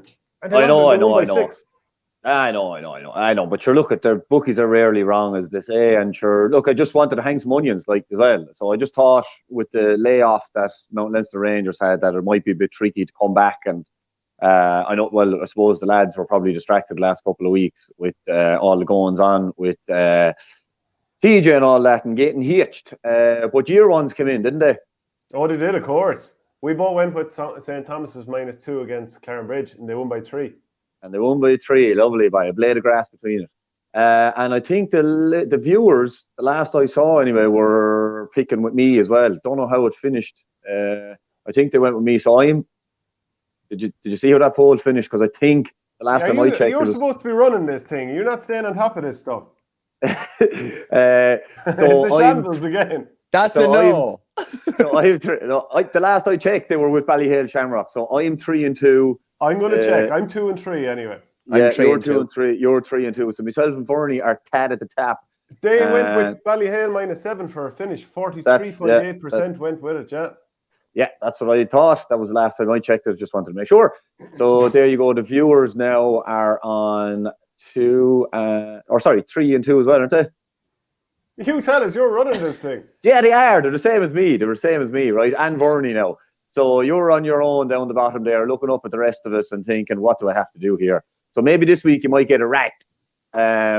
So, like I was saying, this weekend, we're actually spoiled this weekend. I think this is a savage, now mainly hurling I'm concentrating on here for the GA weekend, right? I think savage hurling weekend. And I think there's a couple of matches that the bookies might have gotten wrong here. Lovely. One of the matches, one of the big games in the Leinster Intermediate Championship, I actually couldn't believe it. I was fairly surprised at this. Naoise are a massive 5-2 to beat Glenmore. I just wouldn't have Glenmore as that heavy a favourite. There was no handicap available on this now, unfortunately. So especially whatever with Tom Mullally being manager of Naoise and it being his home club that he's up against. There you go. And it'd be very interesting to see what they're going to do to try and stop Jack Sheridan and stuff. So look, I think Naoise are kind of primed and ready now to finally win a Leinster Intermediate title and get up maybe into the senior Leinster competition here now soon enough. So that's a one to maybe keep an eye on there. Is a lot of that on history, Naoise? Is that a lot of that? The odds have been based on history, are they? It must be, like, because the Kilkenny champion usually comes out and then wins Leinster and more than likely wins the All-Ireland as well, because there's such a discrepancy between, there's 12 senior, 12 intermediate in Kilkenny, like, obviously, right? But I mean, I remember a few years ago I was down in the park at Ballygunner against Glenealy, and Glenealy should have beaten them that day. It was just it was just too close to call. But I think this Naoise team is better than that Glenealy team. So look, I don't know. That's just an interesting one. I just didn't think the price would be 5-2 just to win the game. They have, I think the 5 of the 6 Kildare forwards. Brian Byrne, Jack Sheridan. You have James Burke as well. Like, they've seriously good team. I think Simon Lacey is Naoise too, isn't he? They're good. They're a good side, and they've been dominating Kildare the last couple of years. So I'd be with you for an outside bet. A straight up 5-2 is not a bad bet now. No, because I was trying. Then in Ulster, Banagher against Midleton is a very tight one as well. Banagher are 13-8. Now, Banagher, are usually senior in Derry, but then because of the Derry Club Championship, the way they structure their hurling, that if you lose in the semi-final, you go into the Intermediate Championship. So I think like Banagher 13-8 there, the Armagh lads are the favourites. Banagher 13-8. On a horrible day, I actually think Coppers. Oh, my God. This hat works in Jack Coppers. Emeraldo, the 3 lads are ready for Coppers tonight. Oh, Well, it'll be closed at 12 o'clock. Too bad, yeah, too bad. Too bad all the 5 to 12-year-olds had to ruin the nightclubs for us. Getting COVID. But yeah, Banagher 13-8. I actually think they have a good chance. Now it is tight pricing, obviously, but again, there's no handicap there. I really wanted to see what their handicap would be as underdogs, because I think there's a good chance of them winning that. And then in the senior championship, all the big ones, lads. I know you were talking about a lot of them there too, right? Crokes, Kilmacud Crokes are -4 against Clough-Ballacolla. And again, look, so many dangerous forwards. I'm not saying the Clough aren't a good team, and obviously they are, but I just think Crokes will be too strong. I think they should be covering that -4. What do you think? 4, yeah. 4, I don't know. I wasn't blown away by Clough-Ballacolla the last day. It was obviously on them the last day. But that circumstances change. Don't know. I'm not sure if I touched that one. The other Leinster semi-final is interesting too.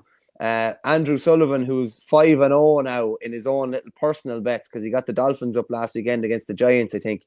He's very keen on. There's one bookmaker offering St. Ryan's +8 against Ballyhale. It's in Tullamore, and so that's an interesting one. I'm not sure if I agree with him, but 8 points is a lot at this time of the year. What do you think? It definitely is, but like Ballyhale can put up a massive scoreline against absolutely anyone, so I wouldn't back against them. And speaking of putting up big scorelines, just look at what Kilmacud Crokes have put up in their last 2 games. I know there was extra time, but 4-26 against Nafiana, and then was a 5-19 against Raharney. Their forwards must be feeling like $1 million. They must feel like they can go out and score a lot. And I don't know, like if you can shut down Picky Maher, I know Willie Dunphy's there, and there's a couple more like Jordan Walsh, I think is his name. He'd probably want to have a bit more of an impact this game than the last day out against Rapparees. I'm having a little bit of a liking for that Crokes -4. But Naoise, what else are you seeing in the club GA? Don't forget as well there for the Crokes side of it as well. Niall Corcoran is coaching Crokes, of course, and we'll know an awful lot of them Laois lads inside out from his time at Laois as well. So I just don't think that they'll have the defenders to stop Ronan Hayes and Pals. So I think -4. And then, yeah, the Shamrocks -7, right? So they're -7 again, which let me down last week. You know, what do you think? When was the last time Ryan has played Byrne? And you're the only one here, the V-man, you're the only one that actually played against them. So what do you think there? I was saying to Shane on earlier on, the last 2 times they got out of Offaly, I think they scored 7 points. I think it was 7 points against Owler to Bala. They were well beaten in 16, and Rathdowney gave them a fair scutcheon in 19. So they'll have a point to prove, but they're coming up against the best team in the country. Do you know what I mean? It's not like they're getting eased into this. Ryan scored 111 in the county final on a very, very dry day with no great wind or anything like that. Like they're going to have to score. I'd say to Shane, they're going to have to put up 17 or 18 points for this to be really, really competitive, I'd imagine. So, as I said, it's +8, -8 with one bookmaker, and it's +8, -7 with another bookmaker. So, if you're getting involved in that, if you're looking for the +8, I'd obviously go to that bookmaker. If you're looking for the minus, go to the other one, because that point is like you mightn't think it's that much, but it's so much when it comes down to the last couple of minutes of a game. Rynagh could be being well beaten, and then all of a sudden they're 8 down and they tip over a point, and now they're only beaten by 7 and you're up. So you have to be very, very careful. You have to get the value. And go on. I was going to say, Naoise, sorry to jump in. Padraig Pearses +2 against Mountbellew-Moylough. That's not a bad little handicap, because I'd imagine it'll be a tight game. I'm not sure how much you'd follow that, but even Byrne there, that's not bad at all at 10-11. No, that's not bad now, in fairness. No, it's decent value. I think there's a good value across the GA, and seeing as Naoise hasn't brought it up yet, and I have a feeling he's going to lock it down, I'm going to lock it down. Ballygunner -3 against Loughmore-Castleiney. I think Ballygunner absolutely primed for Munster and All-Ireland this year. I think they'll win by 5 or 6. I think Loughmore could have it really, really competitive and could make it really, really dogged at different stages. But I just think Ballygunner have too much class. I think Barry Coughlin will follow John McGrath around if he's in the full forward line. I think he'll keep a tight leash on him. And I'm locking down Ballygunner -3, and I'm after stealing your thunder. Woo! Now, for people who don't know, Ballygunner played, or Naoise played with Ballygunner for a while. Yeah, good friend of mine, Barry Coughlin, there as well. I heard you talking about him earlier as well. But yeah, I am going. That's another game I'm really, really looking forward to. I think it's big time. Old school versus the new school. Just Ballygunner looking to clog it up. And I'm locking them up. A high five, Byrne, virtual high five. There you go. Boom, boom, boom. Lock them up -3. That is my pick of the week. Yeah, definitely. I think they're too good. I think they're too good. They're on a mission this year. I'm seeing it +4, by the way, here. Oh, it must have moved. I have a I'm going Loughmore +4 here. Yeah, I think there's, again, different bookmakers are offering different handicaps. The one bookmaker I'm looking at, and I won't mention his name, is +3 and -3. So I'm going to take the Ballygunner -3, which is 10 to 11. I have -3 as well. Yeah, no, I mean, I'm just looking at it right here, and I can see -4. So if you can see it for -3, fair enough. Yeah. Like if you were interested, like Shane, if you're thinking, I'm not saying you're locking it down, but if you're looking at Loughmore, the difference between 3 and 4 is massive. Like you need to, you do need to. You'd always say, you always try and get the value. You go around and see what you can get, because different.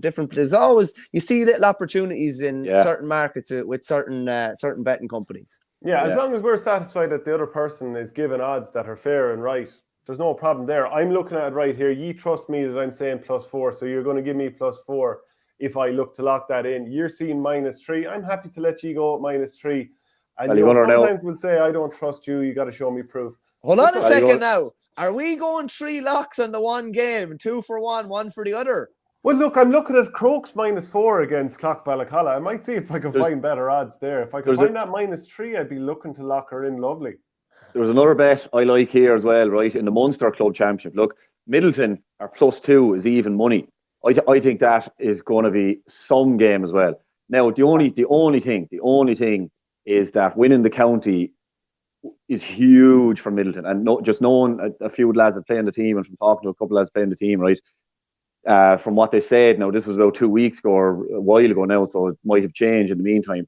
They said we're not too pushed on Munster, which doesn't make sense to me, but again, it's a mentality you might have that, look, the county was the thing. You're a winner. Yeah. But +2, even money, that this is bonus territory, that kind of thing, like, we don't, whatever. But when you get into it, I don't think Ben O'Connor is going to let that go through, but I think +2 could be a huge one there. Naoise, you want to be careful. These friends you have in Midleton will be you're after outing them on a national syndication here. I'd say there's a fair chance that you might be unfriended when this show is replayed. No chance of that. No chance of that. And then, right, huge on Ulster. I'm up there actually doing it for Radio na Gaeltacht with Cork, Bán Brannoch of the Bán Brannoch dynasty, Slaughtneil and Dunloy, locking Loughmore, need to Clough-Ballacolla. Yeah, for the proper Clough-Ballacolla, yeah. You could even argue tongue twisters from James. I'm going to give you a lock and Loughmore. Need to lock Clough-Ballacolla for the proper tongue twister. It's not bad. 3 times in a row. Yeah. So go on there, Naoise. Sorry. So Slaughtneil, right? And I know Neil McManus was kind of playing them down and saying that they barely play any hurling, and Rogers and McCaig don't really play hurling, and blah blah blah and all this, right? Well, I played for Derry with Rogers and McCaig. I've hurled all around the country, lads, and beyond as well. So, listen, I don't think they have anyone. How many clubs? Genuinely Great question. Three. 3 in Ireland. And then what are we talking? UCC as well? Well, if you count UCC, so I've played in the Kilkenny Intermediate Championship, the Dublin Senior, Waterford Senior, and Cork Senior Championship. And actually, when I was a young fella, I used to spend my summers in Antrim up until about under 12. And I hurled with Ossians in Glenariff under 10s, 11s, and 12s just for the summer for about 3-4 weeks. I used to be there. So and you hurled with Derry, and you hurled abroad, did you? Hurled in America, yeah. Started 2 clubs in America, yeah. Abroad in Montana, yeah. There's a fair whack of clubs now, all told. Yeah, I'm like Tiger Woods. So anyway, Slaughtneil, I couldn't believe they're 6-4. That I thought that would be kind of more like basically, I couldn't believe Dunloy are odds on. So I think there's huge value there, and they're +1 on the handicap Slaughtneil. So you I know, love the way you say Slaughtneil and not Slaughtneil. but that's what it is. It's Neil, not Nail. Yeah, but it comes from the Irish Slaughtneil, so it's Slaughtneil. Anyway, everybody there says Slaughtneil. You sure of that, yeah? Yeah, Slaughtneil. Yeah. It is. I'm telling you, a Slaughtneil, sir. As the boys would say. But yeah, look, I again, Slaughtneil are similar to Crokes. They have so many dangerous forwards, right? If you try and tie down Rodgers, right? As I've said to a lot of people before, if I put together the top 15 players I've played with, and there's a vast array, Graham the Moustache Mulcahy included, I'd have Rodgers in the starting 15, the full forward line. Definitely. He's class, absolutely class. One of the best hurlers I've ever played with, right? And then where's Shane Stapleton? 45. He's still in the studio. And then the like of, Too windy. Shane McGuigan, they've Cormac O'Doherty, what are you going to do with Gerald Bradley? And then very, very interested to see what role Micheál McGrath and Shane McGuigan play, shutting down lads. So again, I just think Slaughtneil probably have too much, and I think 6-4 is huge value, but I'm not going to pick that. I'll try and maintain some sort of integrity, and diplomacy, seeing as I'll be actually commentating on it. It's very difficult. It's very difficult that even games have reported on where you have a little bit of a financial interest in the game. Very hard not to get, very partisan and show your colours, and and you're hoping that the opposition miss a free, and you're wishing ill on a lad. Like, it's not good. Wishing ill on a lad. I played in a couple of matches where I remember, I won't say which team. I remember playing in a team years ago now. It was an under-21, and one of the lads I think he had something like €1,500 on us to win the match. And I remember, and he was playing beside me, and I remember just thinking, geez. So he scored the first goal in the game, and I've never seen anyone celebrate like it, because it relieved an awful lot of tension. We couldn't score. Next thing, bang, goal. He gets a goal, and just going mental, and we're kind of going, get ready for the puck out. But anyway, I know what you mean. So anything else in the GA world there, lads? They were the kind of top ones I saw in the hurling. What do you think? Well, I'm about to lock this thing up, and I'm about to say Loughmore-Castleiney +4. Lock it up. So you're going -3. I'm going +4. Is there a sweet spot where we can both win, both lose, or what? No. So, no. Yeah. So if we win by 4, if Ballygunner win by 4, you're still because it'll be a draw. Yeah, so you lose on a draw. So obviously that bet's going to come in for me, which means I know level with you and the viewers. And by the way, for the viewers who haven't seen this segment before, we've been doing it for the last 5 weeks now. We're going to pick someone that we think is definitely going to win this week, hence pick the lock. And then we're going to put out a poll on the OurGame Twitter, which is @OurGameHQ. We're going to put 4 options in there based on the comments that you give us this evening. And then the viewers can vote there, and that will be the viewers' pick. So, Nisha, anything else you want to throw in there before we... Just to be sure, because we've got a few really good NFL picks over the last few weeks. The soccer hasn't been great for us, to be honest. But there's a few NFL picks that I like the look of this weekend. So I'm just going to go kind of quick enough through these. Like the 4 games that are being shown on TV, right, is Cowboys in Washington, Bills versus Buccaneers, Packers versus Bears, and Monday Night Football is Rams versus the Cardinals, right? So the Cowboys are -4 versus the Washington football team. Huge divisional win that the Cowboys really should be looking to win this game. Washington are on a bit of a roll. So which team do you like there? 4 is a nice little spread there. It's kind of, I'd probably maybe be leaning, depending on how healthy the Cowboys are, be leaning towards -4 with the Cowboys there, right? Then the Buccaneers are -3 against the Bills. The Bills are coming off a horrible loss against the Patriots. The Bucs are at home. The Bills are off a short week. They played Monday Night Football in terrible conditions. Can Tom Brady do his old team with the Patriots a favour and beating the Bills, and then elevating the Patriots further up the pecking order in their division? So I think the Buccaneers are going to cover that -3, and then my Green Bay Packers against the Chicago Bears. The Bears in Lambeau Field are -11.5. Now that moved. Last time I checked, it was -10.5. And it'll probably keep moving closer you get to the weekend because it's a late Sunday game. Of course, famously, in the game earlier this season, Aaron Rodgers proclaimed in Soldier Field that he owns the Bears. So let's see it. And the Packers, are looking at getting a few long-term injuries back, and the Bears are just, well, look, they're cat, like, and it's in Lambeau at home.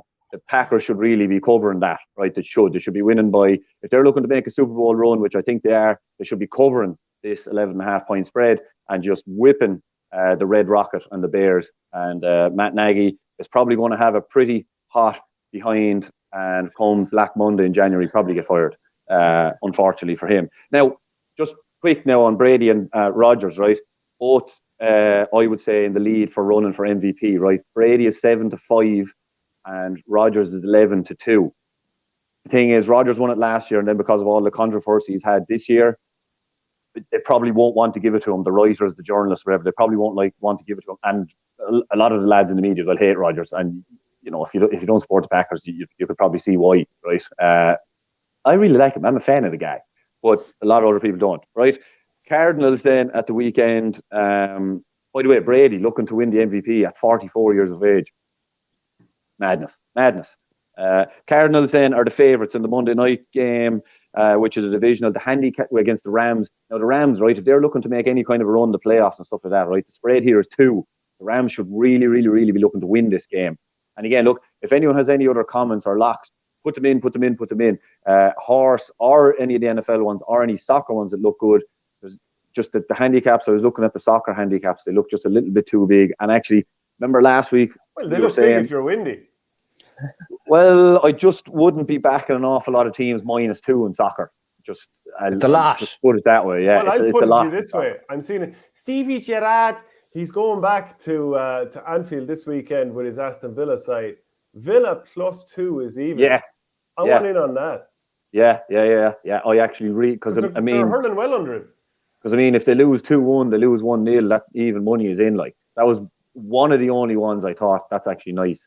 Bernie, what about this one? Paul Scully saying song for someone in the international hurdle at Cheltenham on Saturday. Yeah, there's some decent racing in Cheltenham Saturday. The race from Post Gold Cup is on as well.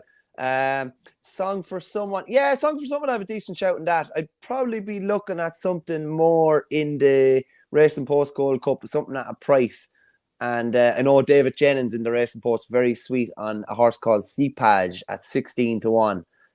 Who runs really well fresh. So that's probably be something that I'd probably at an each way shout with paying 4 places. I'd probably tip that one in. But song for someone, we'll keep an eye on that one as well. I think was last week or the week before, Patrick Hickey had been getting up horses every week until one of his horses was beaten. Now he might be on a bit of a losing run, so he's looking to try and get back on the horse again, so to speak. Yeah. Back in the saddle, I can give Melinda the hat. So I'm sweet on Villa +2 here. It's not my lock. We've already done our locks. But just to finish us off there, Nisha, any final thoughts? Oh, yeah, sorry. So the Rams and Cardinals game, the handicap is 2 there, right? So in favour of the Cardinals. And then Michael Verney's Atlanta Falcons are +2.5 against the Panthers, right? I actually like the Falcons to cover or maybe even to win that game, right? So keep an eye on that one, because no Christian McCaffrey, Cam Newton can hardly throw the ball out of his way. He has an arm like a spaghetti string at this stage. He's broken up, was a savage player, but not really anymore. And then the other one, the Seahawks. Sorry, the Seahawks are -7.5 against the Texans. The Texans season is over. They are one of the only teams that is out of the playoff running, which is incredible at this stage in the season.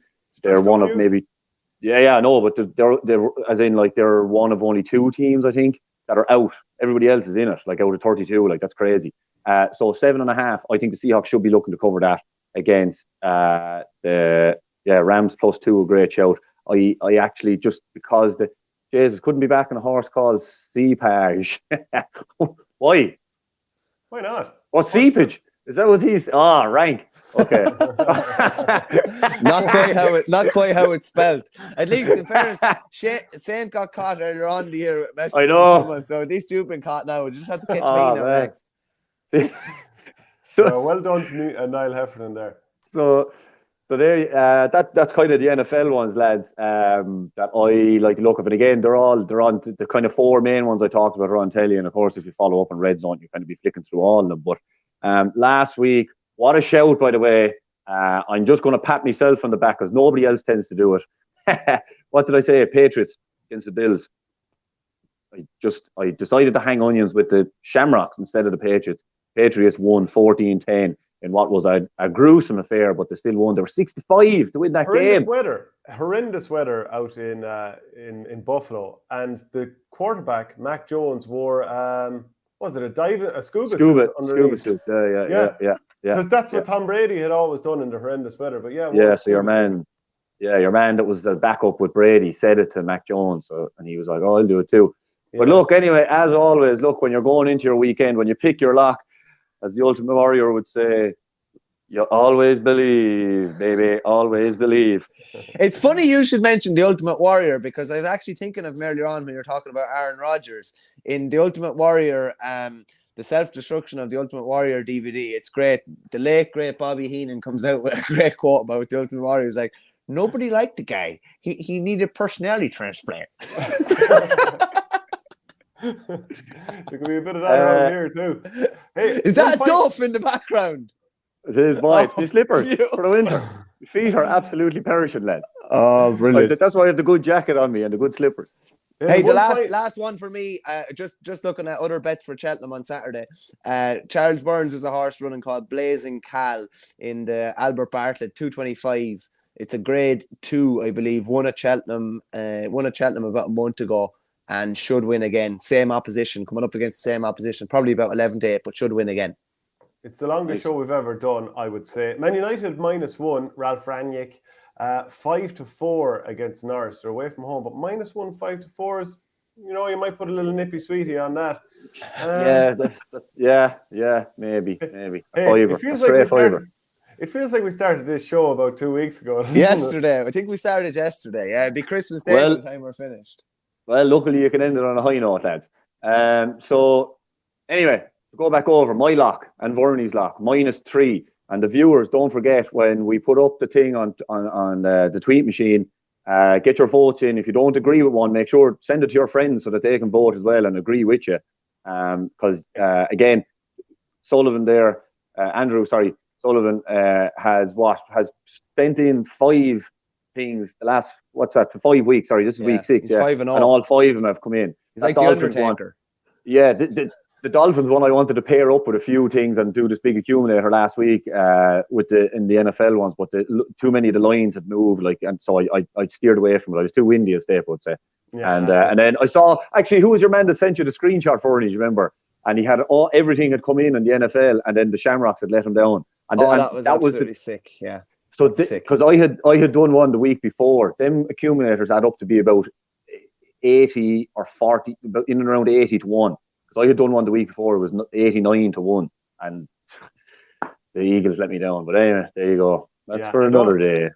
Don't forget to get your comments in so that we have something to put up on the poll. It's down to viewer comments. Just a reminder, we're brought to you by Micro Sports. Use the promo code OurGame and you'll get 10% off any of their online products. You can find the link to the site in the video. Also, please do subscribe to the channel. Press that button in the bottom right-hand corner. And if you're interested in audio podcasts, patreon.com/OurGame. It's also a brilliant way to support the channel. My thanks to all our guests today: John Fenton, Jason Byrne, the Irish Sun, obviously Michael Burney there, and Naoise Waldron. We'll be back again on Monday. Thanks very much, lads. Cheers, gents. See you, lads. Look.